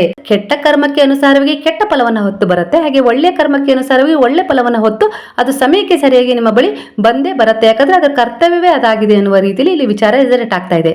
ಇಂತಹ ಕೆಟ್ಟ ಪರಿಸ್ಥಿತಿಯಲ್ಲಿ ಇದ್ರೂ ಕೂಡ ನಿಮ್ಮ ಜೀವನದಲ್ಲಿ ಎಲ್ಲವೂ ಅಲ್ಲೋಲ ಕಲ್ಲೋಲ ಆದ್ರೂ ಕೂಡ ನೀವು ಗುರುವಿನಲ್ಲಿ, ಆ ದೈವದಲ್ಲಿ ಶ್ರದ್ಧೆಯನ್ನ ನಂಬಿಕೆಯನ್ನ ಇಟ್ಕೊಂಡಿದ್ದೀರಾ. ಅವರ ಜೊತೆ ನಿಮ್ಮ ಕಷ್ಟ ದುಃಖ ಎಲ್ಲಾ ಸಮಸ್ಯೆಗಳನ್ನ ಹೇಳ್ಕೊಳ್ತಾ ಇದ್ದೀರಾ. ಹಣದ ಶಕ್ತಿ ಇದೆ ಅನ್ನುವ ರೀತಿಯಲ್ಲಿ ನೀವು ನಂಬಿಕೆ ಇಟ್ಟಿದ್ದೀರಲ್ಲ, ಖಂಡಿತವಾಗಿ ಈ ವಿಚಾರವನ್ನ ನೋಡಿ ಬಾಬಾ ಪ್ರಸನ್ನರಾಗಿದ್ದಾರೆ. ಆ ದೈವ ಪ್ರಸನ್ನವಾಗಿದೆ ಅಂದ್ರೆ ಈ ಬ್ರಹ್ಮಾಂಡ ಪ್ರಸನ್ನವಾಗಿದೆ ಅನ್ನುವ ವಿಚಾರ ಇಲ್ಲಿ ರೆಸನೇಟ್ ಆಗ್ತಾ ಇದೆ. ನಿಮ್ಮಿಂದ ಬಯಸಿದ್ದು ಕೂಡ ಆ ಗುರು ಇದನ್ನೇ. ಹಾಗೆ ಈ ಕೆಟ್ಟ ಸಮಯ ಕಳೆದಿದೆ, ಮುಂದಿನ ದಿನಗಳು ನಿಮ್ಮ ಸುಂದರವಾದ ದಿನಗಳಾಗಿವೆ ಎನ್ನುವ ಮೆಸೇಜ್ ಅನ್ನ ಇಲ್ಲಿ ಕೊಡ್ತಾ ಇದ್ದಾರೆ. ಕೆಲವರ ಎನರ್ಜಿಯ ಪ್ರಕಾರ ಬೇಡದ ಜನರ ಹಾಗೂ ಬೇಡದ ಜನರ ಕೆಲವು ಮಾತುಗಳು ನಿಮ್ಗೆ ನೋವು ಕೊಡ್ತಾ ಇದಾವೆ. ಮಕ್ಕಳು ಕೂಡ ಕೆಲವರು ಸವಾಸ ಮಾಡಿ ಅವರಿಂದ ಕೂಡ ನಿಮ್ಗೆ ನೋವು ಸಿಗ್ತಾ ಇದೆ ಈ ಸಮಯದ ಎನರ್ಜಿ ಪ್ರಕಾರ ಅನ್ನುವ ಮೆಸೇಜ್ ಬರ್ತಾ ಇದೆ. ಬಾಬಾರವರ ಪಾದಗಳಲ್ಲಿ ದೃಢವಾದ ವಿಶ್ವಾಸವಿಟ್ಟು ನಿಮ್ಮ ಮಕ್ಕಳನ್ನಾಗಿರ್ಬೋದು, ಆ ಸಮಸ್ಯೆಗಳನ್ನಾಗಿರ್ಬೋದು ಯಾವ್ದಾದ್ರು ರೀತಿಯಲ್ಲಿ ಬಾಬಾರವರ ಪಾದಗಳಿಗೆ ಶರಣಾಗಿಸಿ ನೋಡಿ. ಖಂಡಿತವಾಗಿಯೂ ಅದ್ಭುತವಾದ ಬದಲಾವಣೆ ಸಿಗುತ್ತದೆ ಎನ್ನುವ ಮೆಸೇಜ್ ಇಲ್ಲಿ ಬರ್ತಾ ಇದೆ ಸ್ನೇಹಿತರೆ. ಅವರನ್ನ ಗುರುವಿನ ಪಾದಗಳಿಗೆ ಶರಣಾಗಿಸುವ ಪ್ರಯತ್ನ ಪ್ರಾಮಾಣಿಕವಾಗಿದ್ರೆ ಅದಕ್ಕೆ ತಕ್ಕ ಹಾಗೆ ಅವರ ಸಂಪೂರ್ಣ ಭಾರವನ್ನ ನಾನು ಭರಿಸ್ತೀನಿ ಎನ್ನುವ ಮೆಸೇಜ್ ಇಲ್ಲಿ ಬಾಬಾ ಕೊಡ್ತಾ ಇದ್ದಾರೆ. ನೀವು ಬಾಬಾರವರ ಪಾದಗಳಲ್ಲಿ ಶರಣಾಗಿದ್ದೀರಾ, ದೈವವನ್ನ ನಂಬಿದ್ದೀರಾ, ಈಗ ನಿಮ್ಮಲ್ಲಿ ನೀವು ಪರಿವರ್ತನೆಗಳನ್ನ ಮಾಡ್ಕೊಂಡಿದ್ದೀರಾ ಅಂದ್ರೆ ಇಲ್ಲಿ ಬಾಬಾ ನಿಮ್ಗೆ ಒಂದು ಮೆಸೇಜ್ ಅನ್ನ ಕೊಡ್ತಾ ಇದ್ದಾರೆ. ನನ್ನ ಗಮನದಲ್ಲಿ ನೀನಿದೀಯಾ, ನಾನು ನಿನ್ನ ಮೇಲೆ ದೃಷ್ಟಿಯನ್ನ ಇಟ್ಟಿದ್ದೇನೆ, ಬೀರಿದ್ದೇನೆ, ಖಂಡಿತವಾಗಿಯೂ ನನ್ನ ಬಲ ನಿನಗೆ ಹಂತ ಹಂತವಾಗಿ ಸಿಗುತ್ತದೆ ಎನ್ನುವ ಮೆಸೇಜ್ ಕೊಡ್ತಾ ಇದ್ದಾರೆ. ಪ್ರತಿ ಪ್ರಾರ್ಥನೆಯನ್ನ ನಾನು ಸ್ವೀಕರಿಸುತ್ತಿದ್ದೇನೆ, ನಿನ್ನ ಕಣ್ಣೀರನ್ನ ಒರೆಸುವ ಸಿದ್ಧತೆ ನಡೆಯುತ್ತಿದೆ, ನಂಬಿಕೆ ಇಡು, ನಾನು ನಿನ್ನ ಜೊತೆಯಲ್ಲೇ ಇದ್ದೇನೆ ಅನ್ನುವ ಸಂದೇಶ ನೀವು ನಂಬಿರುವ ಗುರುವಿನಿಂದ, ದೈವದಿಂದ ನಿಮ್ಗೆ ಸಿಗ್ತಾ ಇದೆ. ನಿಮ್ಮ ಪ್ರತಿ ಶ್ರಮಕ್ಕೂ ಫಲ ಖಂಡಿತವಾಗಿ ಸಿಗುತ್ತೆ, ಯಾವುದು ಕೂಡ ವ್ಯರ್ಥ ಆಗ್ಲಿಕ್ಕೆ ನಾನು ಬಿಡೋದಿಲ್ಲ ಅನ್ನುವ ರೀತಿಯಲ್ಲಿ ಬಾಬಾ ಇಲ್ಲಿ ನಿಮ್ಗೆ ಒಂದು ಭರವಸೆಯನ್ನ ಕೊಡ್ತಾ ಇದ್ದಾರೆ. ಕೆಲವು ಸಮಯದಲ್ಲಿ ನೀವು ಬಹಳವಾಗಿ ಸೋತಿದ್ದಾಗ ಕೆಲವರಿಂದ ನಿಮಗೆ ಸಹಾಯ ಸಿಕ್ಕಿದೆ ಅಲ್ವಾ, ಅದು ಕೂಡ ಗುರುವಿನ ಒಂದು ಆಶೀರ್ವಾದವಾಗಿದೆ, ಕೃಪೆಯಾಗಿದೆ ಅನ್ನುವ ವಿಚಾರ ಕೂಡ ಇಲ್ಲಿ ರೆಸನೇಟ್ ಆಗ್ತಾ ಇದೆ ಸ್ನೇಹಿತರೆ. ಹಾಗೆ ನಿಮ್ಮ ಕೆಲವು ಕರ್ಮಗಳಿಂದ ನಿಮ್ಗೆ ಒಳ್ಳೇದಾಗ್ಲಿ ಅನ್ನುವ ರೀತಿಯಲ್ಲಿ ನೀವು ಅನ್ಸ್ಕೊಳ್ತಾ ಇದ್ದೀರಾ ಕೆಲವರಿಂದ ಅಂದ್ರೆ ಖಂಡಿತವಾಗಿಯೂ ಇದೆಲ್ಲದರ ಪರಿಣಾಮವೆಂಬಂತೆ ನಿಮ್ಮ ಜೀವನದಲ್ಲಿ ಒಳ್ಳೆಯದು ತುಂಬಿಕೊಳ್ತಾ ಇದೆ. ಅಂದ್ರೆ ನೀವು ನಂಬಿದ ಬಾಬಾ ಈ ರೀತಿ ಕರ್ಮಗಳನ್ನ ನಿಮ್ಮಿಂದ ಮಾಡಿಸಿ ಕೆಟ್ಟ ಕರ್ಮಗಳನ್ನ ಕಳೀತಾ ಇದ್ದಾರೆ. ಗುರುವಾಗಿ ನಿಮ್ಮನ್ನ ಸುತ್ತುವರೆದು ಪೋಷಣೆ ಮಾಡ್ತಾ ಇದ್ದಾರೆ. ನಿಮ್ಗೆ ಯಾವುದರ ಅವಶ್ಯಕತೆ ಈಗಿದೆಯೋ ಅದನ್ನ ನಿಮ್ಮ ಜೀವನದಲ್ಲಿ ತುಂಬಿಸ್ತಾ ಇದ್ದಾರೆ. ಇದರಿಂದ ನಿಮ್ಮ ಜೀವನ ಮುಂದಿನ ದಿನಗಳಲ್ಲಿ ಬೆಳಕನ್ನ ಕಾಣುತ್ತೆ, ಬೆಳಗತ್ತೆ, ಉತ್ತಮವಾದ ರೀತಿಯಲ್ಲಿ ಉತ್ತಮವಾದ ದಿನಗಳನ್ನ ಕಳೀತೀರಿ. ಅದರ ಜೊತೆಗೆ ಉತ್ತಮವಾದ ದಡವನ್ನು ಕೂಡ ಸೇರಿಸ್ತಾರೆ ಎನ್ನುವ ರೀತಿಯಲ್ಲಿ ನಿಮ್ಗೆ ಇಲ್ಲಿ ಬಾಬಾರವರ ಕಡೆಯಿಂದ ಮೆಸೇಜ್ ಬರ್ತಾ ಇದೆ ಸ್ನೇಹಿತರೆ. ಯಾವುದೇ ಕಾರಣಕ್ಕೂ ಮುಂದೆ ಇಟ್ಟ ಹೆಜ್ಜೆಯನ್ನ ಹಿಂದೆ ತೆಗಿಬೇಡ ಅನ್ನುವ ಮೆಸೇಜ್ ಕೂಡ ಇಲ್ಲಿ ಬಾಬಾ ಕೊಡ್ತಾ ಇದ್ದಾರೆ. ಸೋತಿದ್ದೀರಾ ಕೆಲವು ವಿಚಾರಗಳಲ್ಲಿ, ಆದ್ರೆ ಗೆಲುವು ನಿಮಗೆ ಸಿಕ್ಕೇ ಸಿಗುತ್ತೆ. ಆದ್ರೆ ಈ ಸಮಯದಲ್ಲಿ ನಿಮ್ಗೆ ಅನ್ನಿಸ್ತಾ ಇದೆ ಒಳ್ಳೇದನ್ನೋದು ನಮ್ಗೆ ಆಗೋದೇ ಇಲ್ವಾ, ನಮ್ ಜೀವನ ಇಷ್ಟೇನಾ ಅನ್ನೋ ರೀತಿಲಿ ನೀವು ಥಿಂಕ್ ಮಾಡ್ತಾ ಇದ್ದೀರಾ. ಗುರು ಇಲ್ಲಿ ಯಾವ ರೀತಿ ಮೆಸೇಜ್ ಅನ್ನ ಕೊಡ್ತಾ ಇದ್ದಾರೆ, ನೀವು ನಂಬಿದ ದೈವ ಯಾವ ರೀತಿ ಮೆಸೇಜ್ ಕೊಡ್ತಾ ಇದ್ದಾರೆ ಅಂದ್ರೆ ನಮ್ಮ ರಕ್ಷಣೆ ಸಂಪೂರ್ಣವಾಗಿ ನಿಮ್ಮ ಮೇಲಿದೆ, ನಾನು ಕೈ ಹಿಡಿದು ನಡೆಸುತ್ತಿದ್ದೇನೆ, ಉತ್ತಮ ದಿನಗಳ ಕಡೆಗೆ ನಿನ್ನನ್ನ ಕರ್ಕೊಂಡು ಹೋಗ್ತಾ ಇದ್ದೀನಿ ಅನ್ನುವ ರೀತಿಯಲ್ಲಿ ಬಾಬಾ ಮೆಸೇಜ್ ಕೊಡ್ತಾ ಇದ್ದಾರೆ ಸ್ನೇಹಿತರೆ. ನೀವು ನಿಮ್ಮ ಜೀವನವೇ ಮುಗೀತು ಅಂತ ಹೇಳಿ ಅನ್ಕೊಂಡಿದ್ದೀರಾ, ಆದ್ರೆ ಇಲ್ಲಿ ಬಾಬಾ ಮೆಸೇಜ್ ಕೊಡ್ತಾ ಇದ್ದಾರೆ ಆ ಕ್ಷಣದಿಂದಲೇ ನಿಮಗೆ ಹೊಸ ಜೀವನವನ್ನು ನಾನು ಕರುಣಿಸಿದ್ದೇನೆ, ದಯಪಾಲಿಸಿದ್ದೇನೆ, ಪ್ರೇಮದಿಂದ, ಪ್ರೀತಿಯಿಂದ, ಕರುಣೆಯಿಂದ ಅನ್ನುವ ಮೆಸೇಜ್ ಕೊಡ್ತಾ ಇದ್ದಾರೆ ಸ್ನೇಹಿತರೆ. ಅದಕ್ಕೋಸ್ಕರನೇ ಆ ಗಡಿಯಲ್ಲಿ ಸ್ವಲ್ಪ ನಿಮಗೆ ಕೊಂಚ ಬದಲಾವಣೆ ಉಂಟಾಗ್ತದೆ. ಇದರಿಂದ ಮನಸ್ಸಲ್ಲಿ ಕಸಿವಿಸಿ ಉಂಟಾಗ್ತಾ ಇದೆ, ಜೀವನದಲ್ಲಿ ಹೊಂದಾಣಿಕೆ ಮಾಡ್ಕೊಳ್ಳೋದು ಕೂಡ ಕಸಿವಿಸಿ ಆಗ್ತಾ ಇದೆ. ಆದ್ರೂ ಕೂಡ ನಿಮಗೆ ಹೊಸ ತಿರುವಿನ ಅನುಭವ ಆಗತ್ತೆ, ಹೊಸ ಜೀವನದ ಅನುಭವ ಆಗತ್ತೆ ಅನ್ನುವ ರೀತಿಯಲ್ಲಿ ಬಾಬಾ ಮೆಸೇಜ್ ಕೊಡ್ತಾ ಇದ್ದಾರೆ ಸ್ನೇಹಿತರೆ. ಎಂಥದ್ದೇ ಕಷ್ಟದಲ್ಲಿರಲಿ, ಎಂಥದ್ದೇ ಸಂದಿಗ್ಧ ಪರಿಸ್ಥಿತಿಯಲ್ಲಿ ನೀವು ಸಿಕ್ಕಾಕೊಂಡಿರ್ಲಿ, ಬಾಬಾ ಅಂತ ಹೇಳಿ ಕೂಗಿದ ತಕ್ಷಣ, ಅವರ ಸ್ಮರಣೆ ಮಾಡಿದ ತಕ್ಷಣ ನಿಮಗೆ ಒಂದಲ್ಲ ಒಂದು ರೀತಿಯಲ್ಲಿ ಅವರು ಸಹಾಯ ಸಿಗುವಂತೆ ಮಾಡಿದ್ದಾರೆ. ಅದರ ಅನುಭೂತಿ ಕೂಡ ನಿಮಗೆ ಸಿಕ್ಕಿದೆ ಅನ್ನುವ ರೀತಿಯಲ್ಲಿ ಇಲ್ಲಿ ಮೆಸೇಜ್ ಬರ್ತಾ ಇದೆ. ಹಾಗೆ ಕೆಲವರ ವಿಚಾರದಲ್ಲಿ ಇಲ್ಲಿ ಒಂದು ವಿಚಾರ ರೆಸನೇಟ್ ಆಗ್ತಾ ಇದೆ. ನಿಮ್ಮ ಸಂಬಂಧಗಳಲ್ಲಿ ಮೂರನೇ ವ್ಯಕ್ತಿಗಳು ವಿಚಾರಗಳನ್ನ ಹಾಕಿ ನಿಮ್ಮ ಇಬ್ಬರ ಮಧ್ಯೆ ಬೇಡದ ವಿಚಾರಗಳನ್ನ ತಂದಿಟ್ಟು ನಿಮ್ಮ ಜೀವನದಲ್ಲಿ ಬಿರುಕನ್ನ ಮೂಡಿಸ್ತಾ ಇದ್ದಾರೆ. ಹಾಗೆ ನಿಮ್ಮ ಅಮೂಲ್ಯವಾದ ಜೀವನದ ಜೊತೆ ಸಮಯ ಕೂಡ ವ್ಯರ್ಥವಾಗುವಂತೆ ಮಾಡ್ತಾ ಇದ್ದಾರೆ. ನೀವು ಇಂತಹ ಜನ ಯಾರು ಅಂತ ಹೇಳಿ ಗುರುತಿಸ್ತಾ ಇದ್ದೀರಾ, ಆದ್ರೂ ಕೂಡ ಕೆಲವು ಅನಿವಾರ್ಯತೆಗಳಿಂದ ಅವ್ರನ್ನ ದೂರ ಮಾಡ್ತಾ ಇಲ್ಲ. ಸರಿಯಾದ ನಿರ್ಧಾರವನ್ನ ಸರಿಯಾದ ಸಮಯಕ್ಕೆ ತಗೊಳ್ಳೋದ್ರಿಂದ ಆ ಮೂರನೇ ವ್ಯಕ್ತಿ ನಿಮ್ಮ ಜೀವನದಿಂದ ಹಿಂದೆ ಸರಿತಾರೆ. ನಿಮ್ಮ ಜೀವನ ಮತ್ತೆ ಒಂದು ಒಳ್ಳೆಯ ತಿರುವನ್ನು ಪಡ್ಕೊಳ್ಳೋದ್ರ ಜೊತೆಗೆ ಸುಧಾರಣೆಗೊಳ್ಳುತ್ತೆ ನಿಧಾನವಾಗಿ ಅನ್ನುವ ರೀತಿಯಲ್ಲಿ ಪ್ರೀತಿ ವಿಶ್ವಾಸ ಮತ್ತೆ ನಿಮ್ಮಲ್ಲಿ ಮೂಡ್ತಾ ಹೋಗುತ್ತೆ. ಇದರಿಂದ ನಿಮ್ಮ ಜೀವನ ಇನ್ನೊಬ್ಬರಿಗೆ ಪ್ರೇರಣೆಯಾಗತ್ತೆ, ನಿಮ್ಮ ಮಕ್ಕಳಿಗೆ ಮಾದರಿಯಾಗತ್ತೆ ಅನ್ನುವ ವಿಚಾರ ಕೂಡ ಇಲ್ಲಿ ರೆಸನೇಟ್ ಆಗ್ತಾ ಇದೆ ಸ್ನೇಹಿತರೆ. ನೀವು ಈ ಸಮಯದಲ್ಲಿ ಒಂದು ಒಳ್ಳೆಯ ತೀರ್ಮಾನವನ್ನು ತಗೊಳ್ಳಿ, ಖಂಡಿತವಾಗಿ ಒಳ್ಳೆಯದಾಗತ್ತೆ ಅನ್ನುವ ಭರವಸೆ ಬಾಬಾ ಇಲ್ಲಿ ಕೊಡ್ತಾ ಇದ್ದಾರೆ. ಕೆಲವೊಂದ್ಸರಿ ನಿಮ್ಮ ಮೂರ್ಖತನದಿಂದ ನಿಮ್ಮ ಹಣ ಆಗಿರ್ಬೋದು, ಇಲ್ಲ ನಿಮ್ಮ ಸಮಯದ ಜೊತೆ ನಿಮ್ಮ ಸಂಬಂಧಗಳಲ್ಲೂ ಕೂಡ ನೀವೇ ಬಿರುಕನ್ನ ಮೂಡಿಸ್ಕೊಳ್ತಾ ಇದ್ದೀರಿ. ಇಂಥವರನ್ನ ಹತ್ತಿರ ಇಟ್ಕೊಂಡು, ಇಂಥ ಸ್ನೇಹವನ್ನಾಗಿರ್ಬೋದು, ಇಂಥ ಸಂಬಂಧಿಕರನ್ನಾಗಿರ್ಬೋದು ನೀವು ಹತ್ತಿರ ಇಟ್ಕೊಂಡು, ಹಾಗಾಗಿ ನೀವು ಯೋಗ್ಯ ಮತ್ತು ಅಯೋಗ್ಯತೆಯನ್ನ ಗುರುತಿಸಿ ಅದರಿಂದ ಹೊರಗೆ ಬನ್ನಿ ಅನ್ನುವ ಮೆಸೇಜ್ ಇಲ್ಲಿ ಬಾಬಾರವರ ಕಡೆಯಿಂದ ನಿಮಗೆ ಸಿಗ್ತಾ ಇದೆ ಸ್ನೇಹಿತರೆ. ನೀವು ಚೆನ್ನಾಗಿದ್ದಾಗ ಎಲ್ಲರಿಗೂ ಸಹಾಯ ಮಾಡಿದ್ರಿ. ಆ ಸಹಾಯವನ್ನ ಪಡ್ಕೊಂಡು ನಿಮ್ಮ ಹಿತೈಷಿಗಳಾಗಿರ್ಬೋದು, ಸ್ನೇಹಿತರಾಗಿರ್ಬೋದು, ಸಂಬಂಧಿಕರಾಗಿರ್ಬೋದು ನಿಮ್ಗೆ ಯಾವುದೇ ರೀತಿ ಪ್ರತ್ಯುಪಕಾರ ಮಾಡಿಲ್ಲ. ನಿಜ, ಅವರಿಂದ ನೀವೊಂದು ಪಾಠವನ್ನ ಕಲ್ತಿದ್ದೀರಾ. ಇದ್ದಾಗ ಯಾರಿಗೂ ಸಹಾಯ ಮಾಡಬಾರ್ದಪ್ಪ ಅನ್ನೋ ರೀತಿಲಿ ರೋಸಿ ಕೂಡ ಹೋಗಿದ್ದೀರಾ. ಮೇಲ್ಮುಖವಾಗಿ ವಾಸ್ತವಿಕವಾಗಿ ನೀವು ಈ ರೀತಿ ಆಲೋಚನೆ ಮಾಡಿದಿರಾ. ಭೌತಿಕವಾಗಿ ಪ್ರತಿಯೊಬ್ಬ ಮನುಷ್ಯ ಈ ರೀತಿ ಆಲೋಚನೆ ಮಾಡ್ತಾನೆ, ಯಾರಿಗೂ ಸಹ ನಾವು ಒಳ್ಳೇದನ್ನ ಬಯಸಬಾರ್ದಪ್ಪ, ಒಳ್ಳೇದನ್ನ ಮಾಡಿದ್ರೆ ನಮಗೆ ಕೆಟ್ಟದೇ ಸಿಗುತ್ತೆ ಅಂತೇಳಿ ನೀವು ಅನ್ಕೊಂಡಿದ್ದೀರಾ ಭೌತಿಕವಾಗಿ. ಆದ್ರೆ ಕರ್ಮ ಆ ರೀತಿ ಹೇಳೋದಿಲ್ಲ ಸ್ನೇಹಿತರೆ, ಬ್ರಹ್ಮಾಂಡ ಆ ರೀತಿ ಹೇಳೋದಿಲ್ಲ. ಏನ್ ಹೇಳುತ್ತೆ ಅಂದ್ರೆ, ಬ್ರಹ್ಮಾಂಡ ಅಂದ್ರೆ ಗುರುವು, ದೈವಶಕ್ತಿ ಆ ರೀತಿ ಹೇಳೋದಿಲ್ಲ. ನೀವು ಯಾರಿಗಾದ್ರೂ ಕಷ್ಟದಲ್ಲಿ ಸಹಾಯ ಮಾಡಿರ್ತೀರಾ ಅಂದ್ರೆ ಅಲ್ಲಿ ಒಂದು ಅದರದ್ದೇ ಆದ ಕರ್ಮ ಕ್ರಿಯೇಟ್ ಆಗ್ಬಿಟ್ಟಿರತ್ತೆ. ಅದರ ಫಲವನ್ನ ಯಾರು ನಿಷ್ಪ್ರಯೋಜಗೊಳಿಸ್ಲಿಕ್ಕೆ ಸಾಧ್ಯ ಇಲ್ಲ. ಯಾರಿಗೋ ಒಬ್ಬರಿಗೆ ಸಹಾಯ ಮಾಡಿದಿರಿ, ಮದುವೆ ಸಮಯದಲ್ಲಾಗಿರ್ಬೋದು, ಅವರಿಗೆ ಹಣಕಾಸಿನ ಸಹಾಯ ಮಾಡಿರ್ಬೋದು, ವಿದ್ಯಾಭ್ಯಾಸದ ಸಮಯದಲ್ಲಿ ವಿದ್ಯೆಗಾಗಿ ಹಣ ಕೊಟ್ಟಿರ್ಬೋದು, ಆಸ್ಪತ್ರೆಗೆ ಸೇರಿದಾಗ ಹಣ ಕೊಟ್ಟಿರ್ಬೋದು, ಇಲ್ಲ ಇನ್ ಯಾವುದೇ ರೀತಿ ಸಹಾಯ ಮಾಡಿರ್ಬೋದು. ಅವ್ರಿಗೆ ಊಟಕ್ಕಿಲ್ಲ ಅಂದಾಗ ಅದ್ರ ರೇಷನ್ ಕೊಡಿಸುವ ಮೂಲಕ ಸಹಾಯ ಮಾಡಿರ್ಬೋದು. ಎಲ್ಲವನ್ನ ಅವ್ರು ಪಡ್ಕೊಂಡಿರ್ತಾರೆ, ನಂತರ ಅದನ್ನ ಮರ್ತು ಬಿಟ್ಟಿರ್ತಾರೆ. ಅವ್ರು ಸರಿಯಾದ ತಕ್ಷಣ ನೀವು ಮಾಡಿದ ಸಹಾಯವನ್ನ ಅವ್ರು ಮರ್ತು ಮಾತಾಡಿರ್ಬೋದು, ಇಲ್ಲ ಅಂತಲ್ಲ, ಅದು ಅದರದ್ದೇ ಆದ ಕರ್ಮವನ್ನ ಕ್ರಿಯೇಟ್ ಮಾಡಿರುತ್ತೆ. ಆದ್ರೆ ನೀವು ಕೊಟ್ಟ ತಕ್ಷಣ ಒಬ್ಬರಿಗೆ ಒಳ್ಳೇದಾಗ್ಲಿ ಅಂತ ಹೇಳಿ ನೀವು ಅವರಿಗೆ ಸಹಾಯ ಮಾಡಿದ ತಕ್ಷಣ ಅದರ ಕರ್ಮ ಅಲ್ಲೇ ಬಿಡುಗಡೆಗೊಂಡಿರುತ್ತೆ. ಅದು ಸಂಚಿತ ಕರ್ಮದಲ್ಲಿ ಹೋಗಿ ಶೇಖರಣೆಗೊಂಡಿರುತ್ತೆ. ಅಂದ್ರೆ ಭಗವಂತನ ಲೆಕ್ಕದಲ್ಲಿ ಅದಾಗ್ಲೇ ಸೇರ್ಪಡೆ ಆಗಿರುತ್ತೆ. ಕಿತ್ಕೊಳ್ಳಕ್ಕೆ ಯಾರಿಂದನೂ ಸಾಧ್ಯ ಇಲ್ಲ. ನೀವು ಯಾವಾಗ ಸಹಾಯ ಮಾಡಿರ್ತೀರೋ ಆಗ್ಲೇ ಅದು ಕರ್ಮದ ಹೆಸರಲ್ಲಿ ಡೆಪಾಸಿಟ್ ಆಗಿರುತ್ತೆ ನಿಮ್ಗೆ ಒಂದು ಪುಣ್ಯದ ರೂಪದಲ್ಲಿ. ಅದನ್ನ ಕಿತ್ಕೊಳ್ಳಕ್ಕೆ ಯಾರಿಂದನೂ ಸಾಧ್ಯ ಇಲ್ಲ. ನೀವು ಅನ್ಕೊಳ್ತೀರಷ್ಟೇ, ಅಯ್ಯೋ ನಾನು ಅವ್ರಿಗೆ ಸಹಾಯ ಮಾಡಿದ್ದೆ, ಅಯ್ಯೋ ನಾನು ಅವ್ರಿಗೆ ತುಂಬಾ ಸಹಾಯ ಮಾಡಿದ್ದೆ, ಅವರಿಂದ ನಂಗೆ ಮೋಸ ಆಯ್ತು, ವಂಚನೆ ಆಯ್ತು ಅಂತೇಳಿ ನೀವ್ ಅನ್ಕೊಳ್ತೀರಾ. ಆದ್ರೆ ನಿಮ್ಮ ಪುಣ್ಯ ಆಗ್ಲೇ ನೀವು ಸಂಗ್ರಹಣೆ ಮಾಡಿ ಇಟ್ಬಿಟ್ಟಿದ್ದೀರಾ. ಅದು ನಿಮ್ಗೆ ಯಾವ ರೀತಿ ಸಹಾಯಕ್ಕೆ ಬರುತ್ತೆ ಅಂದ್ರೆ, ಯಾರದ್ದೋ ಮೂಲಕ, ಅಂದ್ರೆ ಸಹಾಯ ಮಾಡಿದವರಿಂದನೇ ಸಹಾಯ ಸಿಗ್ಬೇಕು ಅಂತ ಏನಿಲ್ಲ, ಇನ್ಯಾರದ್ದೋ ಮೂಲಕ ಸಹಾಯದ ರೂಪದಲ್ಲಿ ಭಗವಂತನೇ, ಆ ಗುರುವೇ ತನ್ನ ದೂತರನ್ನ ನಿಮ್ಮ ಬಳಿ ಕಳಿಸ್ತಾರೆ. ರೀತಿಯಲ್ಲಿ ಇಲ್ಲಿ ವಿಚಾರ ರೆಸನೇಟ್ ಆಗ್ತಾ ಇದೆ ಸ್ನೇಹಿತರೆ. ಅಂದ್ರೆ ಕರ್ಮ ಯಾವತ್ತಿಗೂ ಫಲ ಕೊಡದೆ ಹಿಂತಿರುಗಿ ಹೋಗೋದಿಲ್ಲ. ಅದು ಒಂದು ಸರಿ ಅದು ಕ್ರಿಯೇಟ್ ಆಯ್ತು ಅಂದ್ರೆ ಖಂಡಿತವಾಗಿಯೂ ಅದು ತನ್ನ ಕರ್ತವ್ಯವನ್ನ ಮಾಡದೆ ಹಿಂದೆ ಸರಿಯೋದಿಲ್ಲ. ಅದು ನೀವು ಒಳ್ಳೇದೇ ಮಾಡಿರ್ಲಿ ಕೆಟ್ಟದೇ ಮಾಡಿರ್ಲಿ, ಅದು ಸಮಯಕ್ಕೆ ಸರಿಯಾಗಿ ನಿಮ್ಮ ಬಳಿ ಬರುತ್ತೆ. ನೀನು ಕೊಟ್ಟಿದ್ದನ್ನ ನಿನಗೆ ಮರಳಿ ಕೊಡ್ಲಿಕ್ಕೆ ನಾನು ಬಂದಿದ್ದೀನಿ, ತಗೋ ನೀನು ಅಂತೇಳಿ ಕೊಟ್ಟು ಹೋಗ್ಬಿಡುತ್ತೆ. ಅದು ಕೆಟ್ಟದಾಗಿರ್ಬೋದು ಒಳ್ಳೇದಾಗಿರ್ಬೋದು.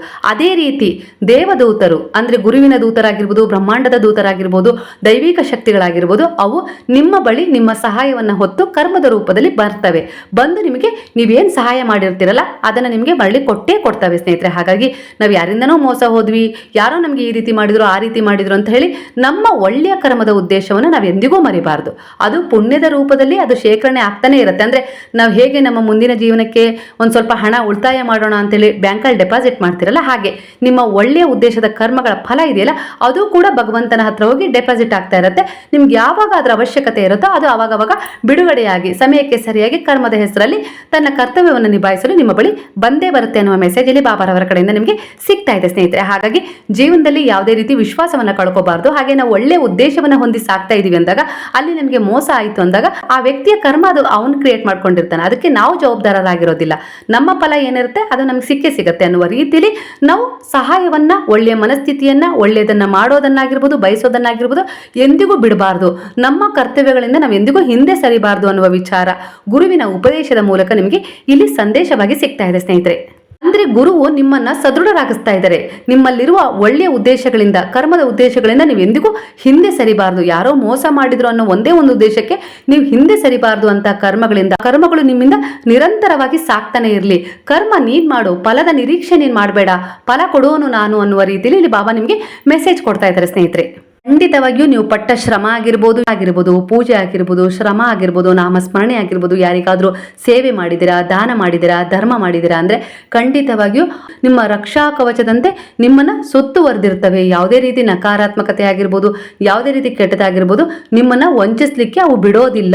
ಏನೋ ಒಂದು ರೀತಿಯಲ್ಲಿ ನಿಮ್ಮ ಕರ್ಮಕ್ಕನುಸಾರವಾಗಿ ನೀವೇನೋ ಅಪಘಾತವೇ ಆಗ್ಬೇಕು ಅಂತ ಇತ್ತು ಅಂತ ಇಟ್ಕೊಳ್ರಿ. ವಿಧಿ ಪ್ರಕಾರ, ಕರ್ಮದ ಪ್ರಕಾರ ಅದು ಆಗ್ಲೇಬೇಕಾಗಿತ್ತು, ಆಗತ್ತೆ. ಆದ್ರೆ ಅದರ ತೀವ್ರತೆ ಮಾತ್ರ ಕಡಿಮೆ ಪ್ರಮಾಣದಲ್ಲಾಗತ್ತೆ. ಯಾಕಂದ್ರೆ ಅಷ್ಟೊತ್ತಿಗಾಗ್ಲೇ ನೀವು ಯಾರಿಗೋ ಅಂತವರಿಗೆ ಸಹಾಯ ಮಾಡಿರ್ತೀರಿ. ಯಾರಿಗೋ ಆಕ್ಸಿಡೆಂಟ್ ಆಗೋರಿಗಿರ್ಬೋದು, ಇಲ್ಲ ಬಿದ್ದು ಒದ್ದಾಡ್ತಾ ಇದ್ದಾರೆ ನೋವಿನಿಂದ ಅಂತವರಿಗೆ ಸಹಾಯ ಮಾಡಿರ್ತೀರಿ.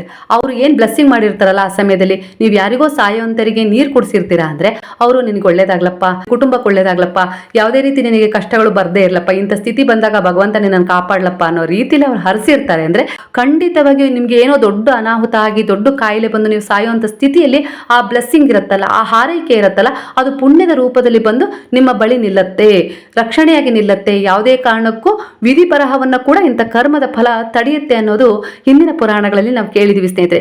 ಕಾಲ ಬದಲಾಗಿರ್ಬೋದು, ಜನರ ವಾಸ್ತವಿಕತೆ ಬದಲಾಗಿರ್ಬೋದು, ಆಚಾರ ವಿಚಾರಗಳು ಬದಲಾಗಿರ್ಬೋದು, ಆದ್ರೆ ಕಾಲ ಬದಲಾಗಿದೆ ಅಂತೇಳಿ ನಾವು ಅನ್ಕೊಳ್ತೀವಿ.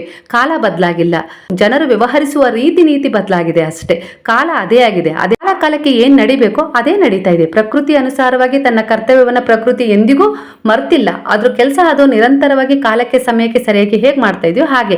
ಆದ್ರೆ ಮನುಷ್ಯ ಮಾತ್ರ ಇಲ್ಲಿ ಬದಲಾಗಿರೋದು. ಹಾಗಾಗಿ ಮನುಷ್ಯನ ರೀತಿ ನೀತಿ ಕರ್ಮಗಳಿಗೆ ತಕ್ಕ ಹಾಗೆ ಈ ಬ್ರಹ್ಮಾಂಡ ಕೂಡ, ಈ ಪ್ರಕೃತಿ ಕೂಡ ಫಲ ನೀಡುತ್ತೆ, ವ್ಯತ್ಯಾಸಗಳನ್ನ ಮಾಡ್ತದೆ. ಅಂದ್ರೆ ಯಾರಿಗೆ ಎಂಥದ್ದನ್ನ ಕೊಡ್ಬೇಕು ಅಂತೇಳಿ ಈ ಪ್ರಕೃತಿ ಆಗಿರ್ಬೋದು, ಬ್ರಹ್ಮಾಂಡ ಆಗಿರ್ಬೋದು, ಗುರು ಆಗಿರ್ಬೋದು, ಭಗವಂತ ಆಗಿರ್ಬೋದು, ಎಲ್ಲಾ ಶಕ್ತಿಗಳು ಒಂದೇ, ಎಲ್ಲವೂ ತೀರ್ಮಾನ ಮಾಡ್ತವೆ ಅನ್ನೋ ವಿಚಾರ ಇಲ್ಲಿ ರೆಸನೇಟ್ ಆಗ್ತಾ ಇದೆ ಸ್ನೇಹಿತರೆ. ಕರ್ಮಕ್ಕನುಸಾರವಾಗಿ ಫಲ ಅದು ಖಂಡಿತ ಕಟ್ಟಿಟ್ಟ ಬುತ್ತಿ. ಇವತ್ತು ಬೇವಿನ ಮರದ ಬೀಜವನ್ನ ಬಿತ್ತಿ ನಾಳೆ ನೀವು ಮಾವಿನ ಹಣ್ಣುಗಳನ್ನ ಬಯಸಿದ್ರೆ ಸಿಗೋದಿಲ್ಲ. ನೀವು ಯಾವ ಬೀಜವನ್ನ ಬಿತ್ತಿದ್ರೋ ಅದರದ್ದೇ ಫಲ ನಿಮಗೆ ಸಿಗುತ್ತೆ ಅನ್ನುವ ವಿಚಾರ ಇಲ್ಲಿ ರೆಸನೇಟ್ ಆಗ್ತಾ ಇದೆ. ಹಾಗಾಗಿ ಧೃತಿಗೆಡೋದು ಬೇಡ. ಜೀವನದಲ್ಲಿ ಕಳೆದುಕೊಂಡೆ ಅನ್ನೋದು ಬೇಡ, ಪಡೆದುಕೊಂಡೆ ಅನ್ಕೊಳ್ಳಿ. ಕಳೆದುಕೊಳ್ಳೋದು ನಮ್ಮ ಕರ್ಮ, ಅದು ಕಳೀಲೇಬೇಕಾಗಿತ್ತು, ಕಳೆದಿದೆ. ಆದ್ರೆ ಪಡ್ಕೊಳ್ಳಕ್ಕೆ 108 ದಾರಿಗಳನ್ನ, ಅವಕಾಶಗಳನ್ನ ಇಲ್ಲಿ ಭಗವಂತ ಕೊಟ್ಟಿದ್ದಾನೆ. ಆ ದಾರಿಯಲ್ಲಿ ಸಾಗೋದನ್ನ ಕಲೀರಿ. ಅಂತಹ ಕರ್ಮದ ಉದ್ದೇಶಗಳನ್ನ ನೀವು ಹೊಂದ್ರಿ, ಖಂಡಿತವಾಗಿ ನಿಮ್ಮ ಜೀವನ ಮತ್ತೊಮ್ಮೆ ಅವಕಾಶಗಳನ್ನ ಆಕರ್ಷಣೆ ಮಾಡ್ಕೊಳ್ಳುತ್ತೆ ಅನ್ನುವ ವಿಚಾರ ಇಲ್ಲಿ ಬಾಬಾ ಸಂದೇಶದ ಮೂಲಕ ಕೊಡ್ತಾ ಇದ್ದಾರೆ ಸ್ನೇಹಿತರೆ. ಅಂದ್ರೆ ಬ್ಲೆಸ್ಸಿಂಗ್ ರೂಪದಲ್ಲಿ ಕೊಡ್ತಾ ಇದ್ದಾರೆ. ಇಲ್ಲಿ ಅಸಾಧ್ಯ ಅನ್ನೋದು ಯಾವುದೂ ಇಲ್ಲ. ನೀನು ಎಲ್ಲವನ್ನ ಕಳ್ಕೊಂಡು ನಿಂತಿದೀಯ ಅಂದ್ರೆ ನೀನು ಎಲ್ಲವನ್ನ ಮತ್ತೊಮ್ಮೆ ಮರಳಿ ಪಡ್ಕೊಳ್ಬಹುದು ಅಂತ ಅವಕಾಶವನ್ನ ನಾನು ಕೊಡ್ತೀನಿ. ನನ್ನದೇ ಮಗುವಾಗಿದೀಯಾ, ಒಂದು ಸಾರಿ ನಿನ್ನ ಉದ್ದಟತನದಿಂದ, ಮೂರ್ಖತನದಿಂದ ನೀನು ಎಲ್ಲವನ್ನ ಕಳ್ಕೊಬಹುದು. ಆದ್ರೆ ನನ್ನ ಹತ್ರ ಇರೋದ್ರಲ್ಲಿ ಮತ್ತೆ ನಿನಗೆ ನಾನು ಕರುಣೆಯಿಂದ, ದಯೆಯಿಂದ, ಪ್ರೇಮದಿಂದ ಕೊಡ್ತಾನೆ ಇರ್ತೀನಿ. ನೀನು ಯಾವಾಗೆಲ್ಲ ಬೇಡ್ತೀಯೋ, ಯಾವಾಗೆಲ್ಲ ಅದಕ್ಕೆ ಅರ್ಹತೆಯನ್ನ ಪಡ್ಕೊಳ್ತಾ ಹೋಗ್ತೀಯೋ, ನಿನ್ನ ತಪ್ಪಿನ ಅರಿವನ್ನ ಮೂಡಿಸ್ಕೊಂಡು ನೀನು ಪಶ್ಚಾತ್ತಾಪ ಪಟ್ಟು ಮತ್ತೆ ನನ್ನ ಬಳಿ ಬಂದು ನಿಂತ್ಕೊಳ್ತೀಯೋ, ನನ್ನ ಶರಣದಲ್ಲಿ ಬರ್ತೀಯೋ, ಆಗೆಲ್ಲ ಮತ್ತೆ ನಾನು ನಿನಗೆ ಒಂದು ಅವಕಾಶವನ್ನು ಕೊಡ್ತೀನಿ, ಜೀವನವನ್ನು ಕೊಡ್ತೀನಿ. ನೀನೇನು ಬಯಸ್ತೀವಿ ಎಲ್ಲವನ್ನು ಕೊಡ್ತೀನಿ. ನಾನು ನಿರಂತರವಾಗಿ ಕೊಡೋದಷ್ಟೇ ನನ್ನ ಕೆಲಸ. ನಾನು ಯಾವತ್ತೂ ಕಸ್ಕೊಳ್ಳೋದಿಲ್ಲ ಕೊಟ್ಟಿದ್ದನ್ನು ಅನ್ನೋ ರೀತಿಯಲ್ಲಿ ಇಲ್ಲಿ ಬಾಬಾ ಬ್ಲೆಸ್ಸಿಂಗ್ ಮಾಡ್ತಾ ಇದ್ದಾರೆ ಸ್ನೇಹಿತರೆ. ಹಾಗಾಗಿ ನಾವಿಲ್ಲಿ ಎಲ್ಲವನ್ನ ಕಳ್ಕೊಂಡಿದ್ದೀವಿ ಅಂದರೆ ಎಲ್ಲವನ್ನ ಪಡ್ಕೊಳ್ಳಬಹುದು. ಆ ದೃಢತೆ, ಆ ನಂಬಿಕೆ, ಆ ವಿಶ್ವಾಸ ನಮ್ಮಲ್ಲಿರಬೇಕು. ಅದರ ಪ್ರಕಾರ ನಾವು ಪ್ರಾಮಾಣಿಕ ಪ್ರಯತ್ನವನ್ನು ಮಾಡ್ತಾ ನಮ್ಮ ಜೀವನದ ಕೊನೆ ಉಸಿರಿರೋವರೆಗೂ ನಾವು ಹೋರಾಟ ಅಂತೂ ನಾವು ಮಾಡ್ತಾನೆ ಇರಬೇಕು. ಯಾಕಂದರೆ ಹೋರಾಟ ಅಂತೂ ನಾವು ಮಾಡ್ತಾನೆ ಇರಬೇಕು. ಯಾಕಂದರೆ ನಾವು ಸೋಲು ಒಪ್ಕೊಳ್ಬಾರ್ದು. ನಮ್ಗೆ ವಯಸ್ಸಾಗ್ಬಿಡ್ತು, ಇನ್ನೇನು 50 ವರ್ಷ ಆದಮೇಲೆ ನಾನು ಏನು ಮಾಡೋಕ್ಕೆ ಸಾಧ್ಯ ಅಂತೇಳಿ ನಾವು ಅನ್ಕೊಳ್ಬಾರ್ದು. ಯಾಕಂದ್ರೆ ಕೊಡುವ ಭಗವಂತ ವಯಸ್ಸನ್ನು ಕೇಳೋದಿಲ್ಲ, ಕರ್ಮವನ್ನ ಕೇಳ್ತಾರೆ. ಅದಕ್ಕೆ ತಕ್ಕ ಹಾಗೆ ಫಲವನ್ನ ಕೊಡ್ತಾರಲ್ವಾ. ಅದೇ ರೀತಿ ಇಲ್ಲಿ ವಿಚಾರ ರೆಸನೇಟ್ ಆಗ್ತಾ ಇದೆ ಸ್ನೇಹಿತರೆ. ಹಾಗಾಗಿ ಕರ್ಮ ಮಾಡಿ, ಕೊನೆಯ ಹಂತದವರೆಗೂ ನಾವು ಕರ್ಮವನ್ನ ಮಾಡಬೇಕು, ಫಲ ಭಗವಂತನಿಗೆ ಬಿಡಬೇಕು ಅನ್ನೋ ವಿಚಾರ ಇಲ್ಲಿ ರೆಸನೇಟ್ ಆಗ್ತಾ ಇದೆ. ಹಾಗಾಗಿ ನಮ್ಮ ಜೀವನ ಯಾವುದೇ ಕ್ಷಣದಲ್ಲಾದ್ರೂ ತಿರುವನ್ನ ಪಡ್ಕೊಳ್ಬಹುದು, ನಮ್ಮ ಜೀವನ ಯಾವುದೇ ಕ್ಷಣದಲ್ಲಾದ್ರೂ ಒಂದು ಪರಿವರ್ತನೆಯನ್ನ ಪಡ್ಕೊಳ್ಬಹುದು. ಆ ನಂಬಿಕೆ ನಮ್ಮಲ್ಲಿ ಇರಬೇಕು. ಈ ಕ್ಷಣ ನಾವೆಲ್ಲವನ್ನ ಕಳ್ಕೊಂಡು ನಿಂತಿದೀವ, ಮರುಕ್ಷಣ ನಾವೆಲ್ಲವನ್ನು ಪಡ್ಕೊಳ್ಬಹುದು. ಅದಕ್ಕೆ ತಕ್ಕ ಹಾಗೆ ಯೋಗ್ಯತೆಯನ್ನು ನಾವು ಸಂಪಾದನೆ ಮಾಡಬೇಕು, ಕರ್ಮದ ಉದ್ದೇಶವನ್ನು ಹೊಂದಬೇಕು ಅನ್ನುವ ಮೆಸೇಜ್ ಇಲ್ಲಿ ಬಾಬಾರವರ ಕಡೆಯಿಂದ ಬರ್ತಾ ಇದೆ ಸ್ನೇಹಿತರೆ. ಹಾಗೆ ಇವತ್ತು ಅಮಾವಾಸ್ಯೆ ಆಗಿರೋದ್ರಿಂದ, ಅಂದ್ರೆ ನಾವು ಎಷ್ಟೇ ಧಾರ್ಮಿಕವಾಗಿ, ಆಧ್ಯಾತ್ಮಿಕವಾಗಿ ಸಾಕ್ತಾ ಇದೀವಿ ಅಂದ್ರೂ ಕೂಡ ಇಲ್ಲಿ ಹೇಗೆ ದೇವರಿದಾರೋ ಹಾಗೆ ದೆವ್ವಗಳು ಇದಾವೆ ಅಂತಲೇ ನಾವು ನಂಬಲೇಬೇಕಾಗತ್ತೆ. ದೈವ ಶಕ್ತಿ ಇದೆ ಅಂದ್ರೆ ಅದಕ್ಕೆ ವಿರುದ್ಧವಾಗಿ ರಾಕ್ಷಸತ್ವದ ಶಕ್ತಿ ಕೂಡ ಇಲ್ಲಿ ಇದಾವೆ. ಅಂದ್ರೆ ಸಕಾರಾತ್ಮಕತೆಯ ಶಕ್ತಿ ಎಷ್ಟಿರುತ್ತೋ ಅದೇ ರೀತಿ ನಕಾರಾತ್ಮಕ ಪ್ರಭಾವ ಕೂಡ ಇಲ್ಲಿ ಇದೆ. ಎರಡೂ ಇದೆ, ಎರಡೂ ಸಮ ಪ್ರಮಾಣದಲ್ಲಿ ಇರೋದ್ರಿಂದನೇ ಎರಡೂ ರೀತಿಯ ಜನರು ಇಲ್ಲಿ ಮಿಶ್ರಣಗೊಂಡಿದ್ದಾರೆ ಸ್ನೇಹಿತರೆ. ಹಾಗಾಗಿ ಇಲ್ಲಿ ಒಂದು ಪರಿಹಾರವನ್ನ ತಿಳಿಸ್ತಾ ಇದ್ದೀನಿ. ಅಂದ್ರೆ ನಮ್ಮ ಮೇಲೆ ನಕಾರಾತ್ಮಕ ಪ್ರಭಾವ ಬೀರಿದೆ. ಈ ಅಮಾವಾಸ್ಯೆ ಹುಣ್ಣಿಮೆ ಬಂದಾಗ ಮನೆಯಲ್ಲಿ ತುಂಬ ಜಗಳ ಆಗುತ್ತೆ, ಏನೋ ಒಂದು ರೀತಿಯ ಆಲಸ್ಯ ಆಗುತ್ತೆ, ಮನಸ್ಸು ಏನೂ ಮಾಡೋಕ್ಕಾಗೋದಿಲ್ಲ, ಎದ್ದು ಪೂಜೆ ಮಾಡೋಣ ಅಂತ ಹೇಳಿ ಅನ್ಸೋದು ಇಲ್ಲ, ಒಂಥರ ಅಸಡ್ಡೆ ಆಲಸ್ಯ ಉಂಟಾಗುತ್ತೆ, ಮೈಯೆಲ್ಲ ಉರಿ ಆಗುತ್ತೆ, ಮೈಕೈ ನೋವಾಗುತ್ತೆ, ಏನೇನೋ ಒಂದು ರೀತಿಯ ಕಾರಣಗಳು ಇದ್ದೇ ಇರ್ತವೆ. ಅದು ಅಮಾವಾಸ್ಯೆ ಹುಣ್ಣಿಮೆ ಹತ್ರ ಬಂದೇ ಬರ್ತವೆ ಸ್ನೇಹಿತರೆ. ನಾನು ಮೊದಲೇ ಹೇಳಿದ್ದೀನಿ, ಅಮಾವಾಸ್ಯೆ ಹುಣ್ಣಿಮೆಗಳಿಗೆ ಅದರದ್ದೇ ಆದ ಮಹತ್ವ ಬಹಳ ಇದೆ ಅಂತ ಹೇಳಿದ್ದೀನಿ. ಹಾಗೆ ಈ ದಿನಗಳು ತುಂಬ ಹೈ ಎನರ್ಜಿಯನ್ನ ಹೊಂದಿರ್ತವೆ. ಹಾಗೆ ಬ್ರಹ್ಮಾಂಡದಿಂದ ಇವುಗಳಿಗೆ ಶಕ್ತಿ ತುಂಬುವಂತಹ ದಿನಗಳು ಕೂಡ ಇದೇ ಆಗಿರ್ತವೆ. ಅಂದ್ರೆ ಇವತ್ತಿನಿಂದ ಚಂದ್ರನ ಹುಟ್ಟು ಅಂತಾನೆ ಅನ್ಕೊಳ್ಬೇಕು. ಇವತ್ತಿನ ಅಮಾವಾಸ್ಯೆ ದಿನ ಚಂದ್ರನ ಹುಟ್ಟು ಆಗಿರುತ್ತೆ ಸ್ನೇಹಿತರೆ. ಅಂದ್ರೆ ನಮಗೆ ಕಾಣೋದಿಲ್ಲ ಚಂದ್ರ, ಆದ್ರೆ ಇವತ್ತಿನಿಂದ ಅವನು ಸಣ್ಣದಾಗಿ ಹುಟ್ಟಲಿಕ್ಕೆ ಶುರು ಮಾಡ್ತಾನೆ. ನಿಧಾನವಾಗಿ ಪೂರ್ಣ ಚಂದ್ರನಾಗಿ ಹುಣ್ಣಿಮೆ ದಿನ ನಮಗೆ ಗೋಚಾರವಾಗ್ತಾನೆ ಸ್ನೇಹಿತರೆ. ಹಾಗಾಗಿ ನಾವು ಈ ದಿನದಿಂದಲೇ ನಮ್ದೊಂದು ಮ್ಯಾನಿಫೆಸ್ಟೇಷನ್ ಆಗಿರ್ಬೋದು, ಒಂದು ಸಕಾರಾತ್ಮಕ ಸಂಕಲ್ಪ ಆಗಿರ್ಬೋದು, ಇನ್ನು ಯಾವುದೇ ವಿಚಾರದಲ್ಲಿ ನಾವು ಒಂದು ಒಳ್ಳೆಯ ಉದ್ದೇಶವನ್ನು ಹೊಂದಿ ಮುಂದೆ ಸಾಕ್ತೀವಿ, ಯಾವುದೋ ಒಂದು ಕೆಲಸವನ್ನ ಮಾಡ್ತೀವಿ, ಇಲ್ಲ ಪರಿವರ್ತನೆಗೊಳ್ಬೇಕು ಅಂತ ಹೇಳಿ ಅನ್ಕೊಂಡಿದೀವಿ, ಒಂದು ಒಳ್ಳೆಯ ಉದ್ದೇಶದ ಕೆಲಸವನ್ನ ಮಾಡಬೇಕು ಅಂತ ಅನ್ಕೊಂಡಿದೀವಿ ಅಂದಾಗ ಈ ದಿನ ಬಹಳ ಅತ್ಯುತ್ತಮವಾದ ಪವರ್ಫುಲ್ ಡೇ ಅಂತಾನೆ ಹೇಳ್ಬೋದು. ಹಾಗಾಗಿ ಈ ದಿನದಿಂದ ಒಂದು ದೃಢವಾದ ಸಂಕಲ್ಪ ಮಾಡಿ ನಿಮ್ಮನ್ನ ನೀವು ಬದಲಾವಣೆ ಮಾಡ್ಕೊಳ್ಳಿ. ಅದ್ರ ಜೊತೆಗೆ ಇವೆಲ್ಲ ಮಾಡಕ್ ಆಗೋದಿಲ್ಲ, ನನಗೆ ತುಂಬಾನೇ ನಕಾರಾತ್ಮಕತೆ ಅನ್ನೋದು ಆವರಿಸಿದೆ, ಆ ರೀತಿ ಅನಿಸ್ತಾ ಇದೆ, ನನ್ನ ಮಕ್ಕಳ ಜೀವನದಲ್ಲಾಗಿರ್ಬೋದು, ನನ್ನ ಜೀವಿತದಲ್ಲಾಗಿರ್ಬೋದು, ನನ್ನ ಗಂಡನ ಜೀವನದಲ್ಲಾಗಿರ್ಬೋದು, ಎತ್ತೇರಿಗೆ ಕೋಣ ನೀರಿಗೆ ಅನ್ನೋ ಹಾಗೆ ಆಗ್ಬಿಟ್ಟಿದೀವಿ ನಾವು ಅನ್ನೋ ರೀತಿಲಿ ನಿಮ್ಗೆ ಏನಾದ್ರೂ ಅನಿಸ್ತಾ ಇದೆ ಅಂದ್ರೆ, ವ್ಯಾಪಾರ ಮಾಡೋರಾಗಿರ್ಬೋದು, ಯಾರದೋ ದೃಷ್ಟಿ ನಿಮ್ಮ ಮೇಲೆ ಬೀಳಬಾರ್ದು ಅಂದ್ರೂ ಕೂಡ ಈ ಪರಿಹಾರವನ್ನ ಮಾಡ್ಕೊಳ್ಬಹುದು ಸ್ನೇಹಿತರೆ. ಒಂದು ಕಾಯಿ ಲಿಂಬೆ ಹಣ್ಣನ್ನ ತಗೊಳ್ಬೇಕು. ಇವತ್ತು ಭಾನುವಾರ, ಗುರುವಾರ ಮತ್ತೆ ಅಮಾವಾಸ್ಯೆ ಹುಣ್ಣಿಮೆ ಈ ದಿನಗಳಲ್ಲಿ ಮಾಡ್ಕೊಳ್ಬಹುದು. ಅದರಲ್ಲೂ ಅಮಾವಾಸ್ಯೆ ಭಾನುವಾರ ಬಿದ್ದಿರೋದ್ರಿಂದ ಇನ್ನೂ ವಿಶೇಷವಾದ ದಿನ ಇಂತಹ ಪರಿಹಾರಗಳನ್ನ ಮಾಡ್ಕೊಳ್ಳಿಕ್ಕೆ ಸ್ನೇಹಿತರೆ. ಹಾಗಾಗಿ ಇವತ್ತಿನ ದಿನ ರಾತ್ರಿ ನೀವು ಮಲಗೋದಕ್ಕಿಂತ ಮೊದಲು ಒಂದು ಕಾಯಿ ಲಿಂಬೆ ಹಣ್ಣನ್ನ ತಗೊಳ್ಬೇಕು, ಹಸೂರಾಗಿರ್ಬೇಕು. ಆ ರೀತಿ ಲಿಂಬೆ ಹಣ್ಣನ್ನ ತಗೊಂಡು ನಿಮ್ಮ ಮನೆಯಲ್ಲಿ ಎಷ್ಟು ಜನ ಇದ್ದೀರೋ ಅವರಿಗೆಲ್ಲ ಮೇಲಿನಿಂದ ಕೆಳಗೆ ಸುಳಿಬೇಕು. ಅವರಲ್ಲಿರುವ ಎಲ್ಲಾ ನೆಗೆಟಿವ್ ಎನರ್ಜಿ ಈ ಲಿಂಬೆ ಹಣ್ಣಿನೊಳಗೆ ಬರಬೇಕು ಅನ್ನೋ ರೀತಿಲಿ ನೀವು ಒಂದು ಮ್ಯಾನಿಫೆಸ್ಟೇಷನ್ ಅಂದ್ರೆ ಒಂದು ಸಂಕಲ್ಪ, ಒಂದು ಪ್ರಾರ್ಥನೆಯನ್ನ ಮಾಡ್ಕೊಳ್ಬೇಕು. ಅದು ನಿಮ್ಮ ಮೇಲಾಗಿರ್ಬೋದು, ನಿಮ್ಮ ಮನೆಯಲ್ಲಿ ಯಾರು ಮಾಡಿಸ್ಕೊಳ್ಳಲ್ಲ ಅಂದ್ರೆ, ನೀವು ಒಪ್ಪೋದಿಲ್ಲ ಅಂದ್ರೆ ನೀವೇ ನಿಮ್ಮ ಮೇಲಿಂದ 7 ಸಾರಿ ಅದನ್ನ ಕೆಳಗೆ ನಿವಾಳಿಸ್ಕೊಳ್ಳಿ. ಮನೆಗೂ ಕೂಡ ಎದುರುಗಡೆ ನಿಂತು 7 ಸಾರಿ ನಿವಾಳಿಸ್ಕೊಂಡು ಅದನ್ನು ತಂದು ಬಾಬಾರವರ ಎದುರಿಗೆ ಇಟ್ಟು, ನಮ್ಮ ಮನೆಯಲ್ಲಿರುವ ನೆಗೆಟಿವ್ ಎನರ್ಜಿ ಆಗಿರ್ಬೋದು, ಯಾರದೋ ದುಷ್ಟ ಜನರ ಕೆಟ್ಟ ದೃಷ್ಟಿ ಆಗಿರ್ಬೋದು, ಯಾರೋ ಶತ್ರುಗಳು ತಾಂತ್ರಿಕ ವಿದ್ಯೆಯನ್ನ ನಮ್ಮ ಮೇಲೆ ಪ್ರಯೋಗ ಮಾಡಿದ್ದಾಗಿರ್ಬೋದು, ಎಲ್ಲವೂ ಈ ಲಿಂಬೆ ಹಣ್ಣು ಆಕರ್ಷಣೆ ಮಾಡ್ಕೊಳ್ಳಿ ಬಾಬಾ ನಿಮ್ಮ ಸಮ್ಮುಖದಲ್ಲಿದೆ. ಅಂದ್ರೆ ಲಿಂಬೆ ಹಣ್ಣಿಗೆ ಮೊದಲೇ ಅಂತಹ ಶಕ್ತಿ ಇರುತ್ತೆ, ಅದು ನೀವು ಗುರುವಿನ ಪಾದಗಳಲ್ಲಿ ಇಟ್ಟಾಗ ಅದು 100 ಪಟ್ಟು ಶಕ್ತಿಯನ್ನ ಇನ್ನು ಹೆಚ್ಚಾಗಿ ಹೊಂದ್ಕೊಳ್ಳುತ್ತೆ. ಆಗ ಅದು ನೀವು ಏನ್ ಪ್ರಾರ್ಥನೆಯನ್ನ ಮಾಡ್ತಿರಲ್ಲ, ಗುರುವಿನ ಶರಣದಲ್ಲಿ ಆ ಲಿಂಬೆ ಹಣ್ಣನ್ನ ಇಟ್ಬಿಟ್ಟಿರ್ತಿರಲ್ಲ, ಹಾಗಾಗಿ ಅದೆಲ್ಲವನ್ನ ನಿಮ್ಮ ಮನೆಯಲ್ಲಿ ಏನ್ ನೆಗೆಟಿವ್ ಎನರ್ಜಿ ಅನ್ನೋದು ಏನಿರುತ್ತೆ ಅದೆಲ್ಲವನ್ನ ಸೆಳ್ಕೊಳ್ತಾ ಹೋಗುತ್ತೆ, ನಿಮ್ಮಲ್ಲಿರೋದಾಗಿರ್ಬೋದು ಎಲ್ಲವನ್ನ ಸೆಳ್ಕೊಳ್ತಾ ಹೋಗುತ್ತೆ. ಈ ರೀತಿಯಾಗಿ ಅದೆಲ್ಲ ಸೇರ್ಕೊಂಡ ನಂತರ ಅದನ್ನ ನೀವು ರಾತ್ರಿ ಮಲಗೋದಕ್ಕಿಂತ ಮೊದಲು ಒಂದ್ ಸ್ವಲ್ಪ ಜನಸಂಖ್ಯೆ ಕಡಿಮೆ ಆಗತ್ತಲ್ಲ ನಿಮ್ಮ ಸುತ್ತಮುತ್ತ ವಾತಾವರಣದಲ್ಲಿ, ಆಗ ಯಾರಿಗೂ ಕೆಟ್ಟದಾಗಬೇಕು ಅಂತ ನೀವು ಮಾಡ್ತಾ ಇಲ್ಲ, ನಿಮ್ಮ ಮನೆಯಲ್ಲಿರೋ ಕೆಟ್ಟದ್ದು ಹೊರಗೆ ಹೋಗ್ಬೇಕು ಅಂತ ನೀವು ಮಾಡ್ತಾ ಇದ್ರಿ. ಉದ್ದೇಶ ಒಳ್ಳೇದಿದೆಯಲ್ವಾ, ಹಾಗಾಗಿ ಹೆದರೋ ಅವಶ್ಯಕತೆ ಇಲ್ಲ. ಹಾಗಾಗಿ ನೀವು ಅದನ್ನ ತಗೊಂಡು ನೀವು ಮನೆಯಿಂದ ಹೊರಗೆ ಹೋಗಿ, ನಿಮ್ಮ ಮನೆಯಿಂದ ಹೊರಗಡೆ ಹೋಗಿ ಅಲ್ಲಿ ಎಲ್ಲಾದ್ರೂ ಖಾಲಿ ಜಾಗ ಇದೆ ಅಂದ್ರೆ ಅದನ್ನ ಎಸ್ದು ಬಿಡ್ರಿ. ಇಲ್ಲ ಅಂದ್ರೆ ಅದು ಯಾರಿಗೂ ಇನ್ನೂ ತೊಂದರೆ ಆಗಬಾರ್ದು ಅಂದ್ರೆ ಮಣ್ಣನ್ನ ಸ್ವಲ್ಪ ಕಾಲಲ್ಲಿ ಸರಿಸಿ ಅದನ್ನ ಲಿಂಬೆ ಹಣ್ಣನ್ನು ಇಟ್ಟು ಮಣ್ಣನ್ನ ಅದ್ರ ಮೇಲೆ ಮುಚ್ಚಿ ಬಂದ್ಬಿಡಿ. ಖಂಡಿತವಾಗಿ ಪಂಚಭೂತಗಳಲ್ಲಿ ಮಣ್ಣು ಕೂಡ ಒಂದು, ಅದರಲ್ಲಿ ಅದು ಸಮಾಗಮಗೊಳ್ಳುತ್ತೆ. ಇದರಿಂದ ನಿಮ್ಮ ಮೇಲೆ ಏನು ದುಷ್ಟಶಕ್ತಿಯ ಪ್ರಭಾವ ಬೀರುತ್ತಲ್ಲ ಅದು ಈ ರೀತಿಯಾಗಿ ಅದು ನಿಮ್ಮ ಮೇಲೆ ಏನು ನೆಗೆಟಿವ್ ಎನರ್ಜಿಗಳು ನಿಮ್ಮ ಮನೆಯ ಮೇಲೆ ಆಗಿರ್ಬೋದು ಇದ್ವಲ್ಲ ಅವೆಲ್ಲವೂ ಹೋಗಿ ಪಂಚಭೂತಗಳಲ್ಲಿ ಲೀನವಾಗ್ತವೆ.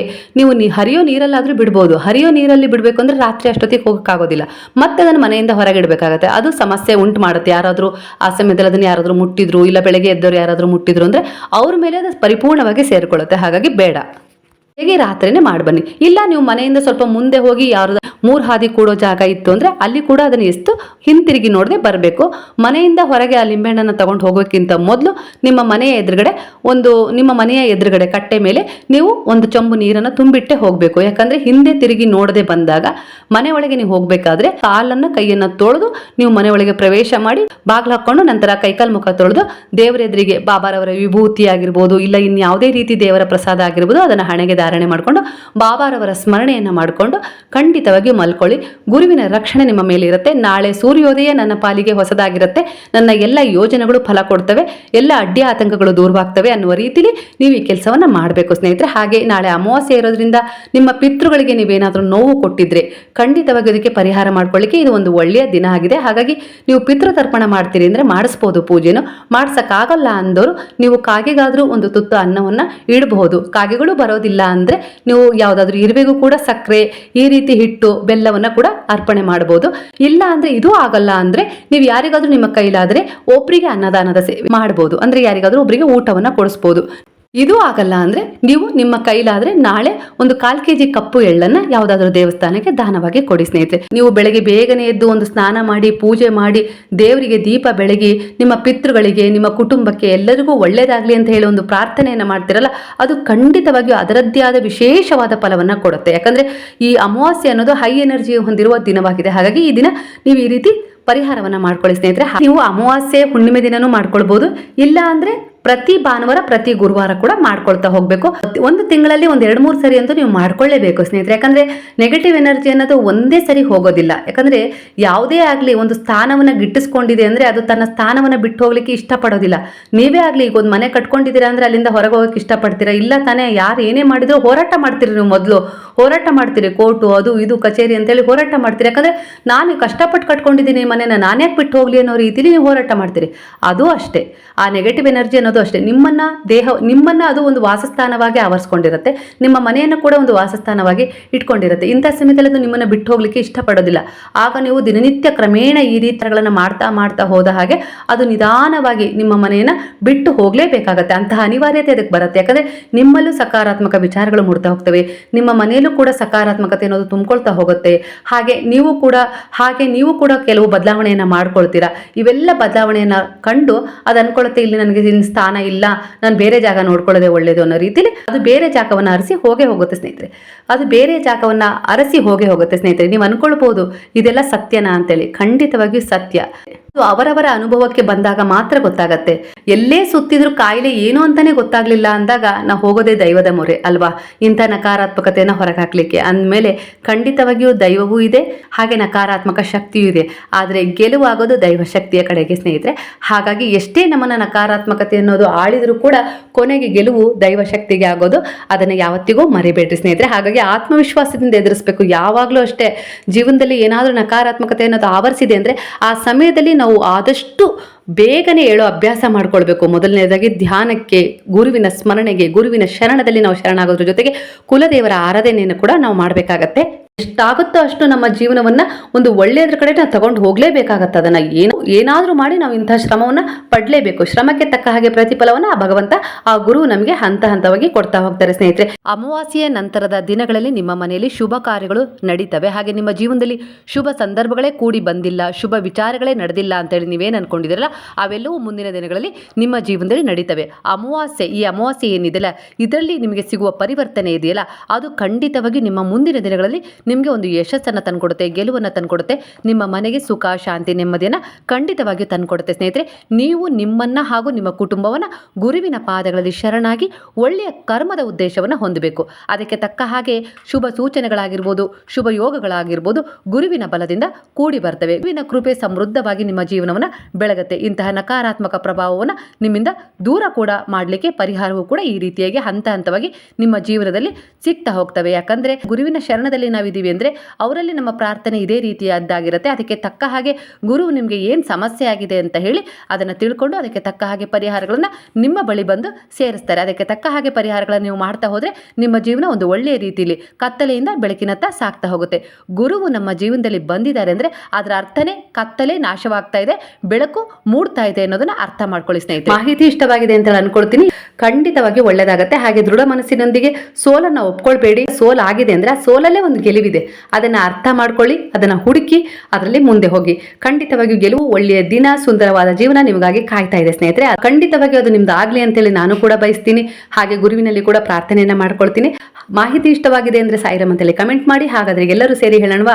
ಹರೇ ರಾಮ ರಾಮ ರಾಮ ಹರೇ ಹರೇ, ಹರೇ ಕೃಷ್ಣ ಕೃಷ್ಣ ಕೃಷ್ಣ ಹರೇ ಹರೇ, ಹರೇ ಸಾಯಿ ಸಾಯಿ ಹರೇ ಹರೇ, ಹರೇ ಬಾಬಾ ಬಾಬಾ ಹರೇ ಹರೇ, ಹರೇ ದತ್ತ ದತ್ತ ಹರೇ ಹರೇ.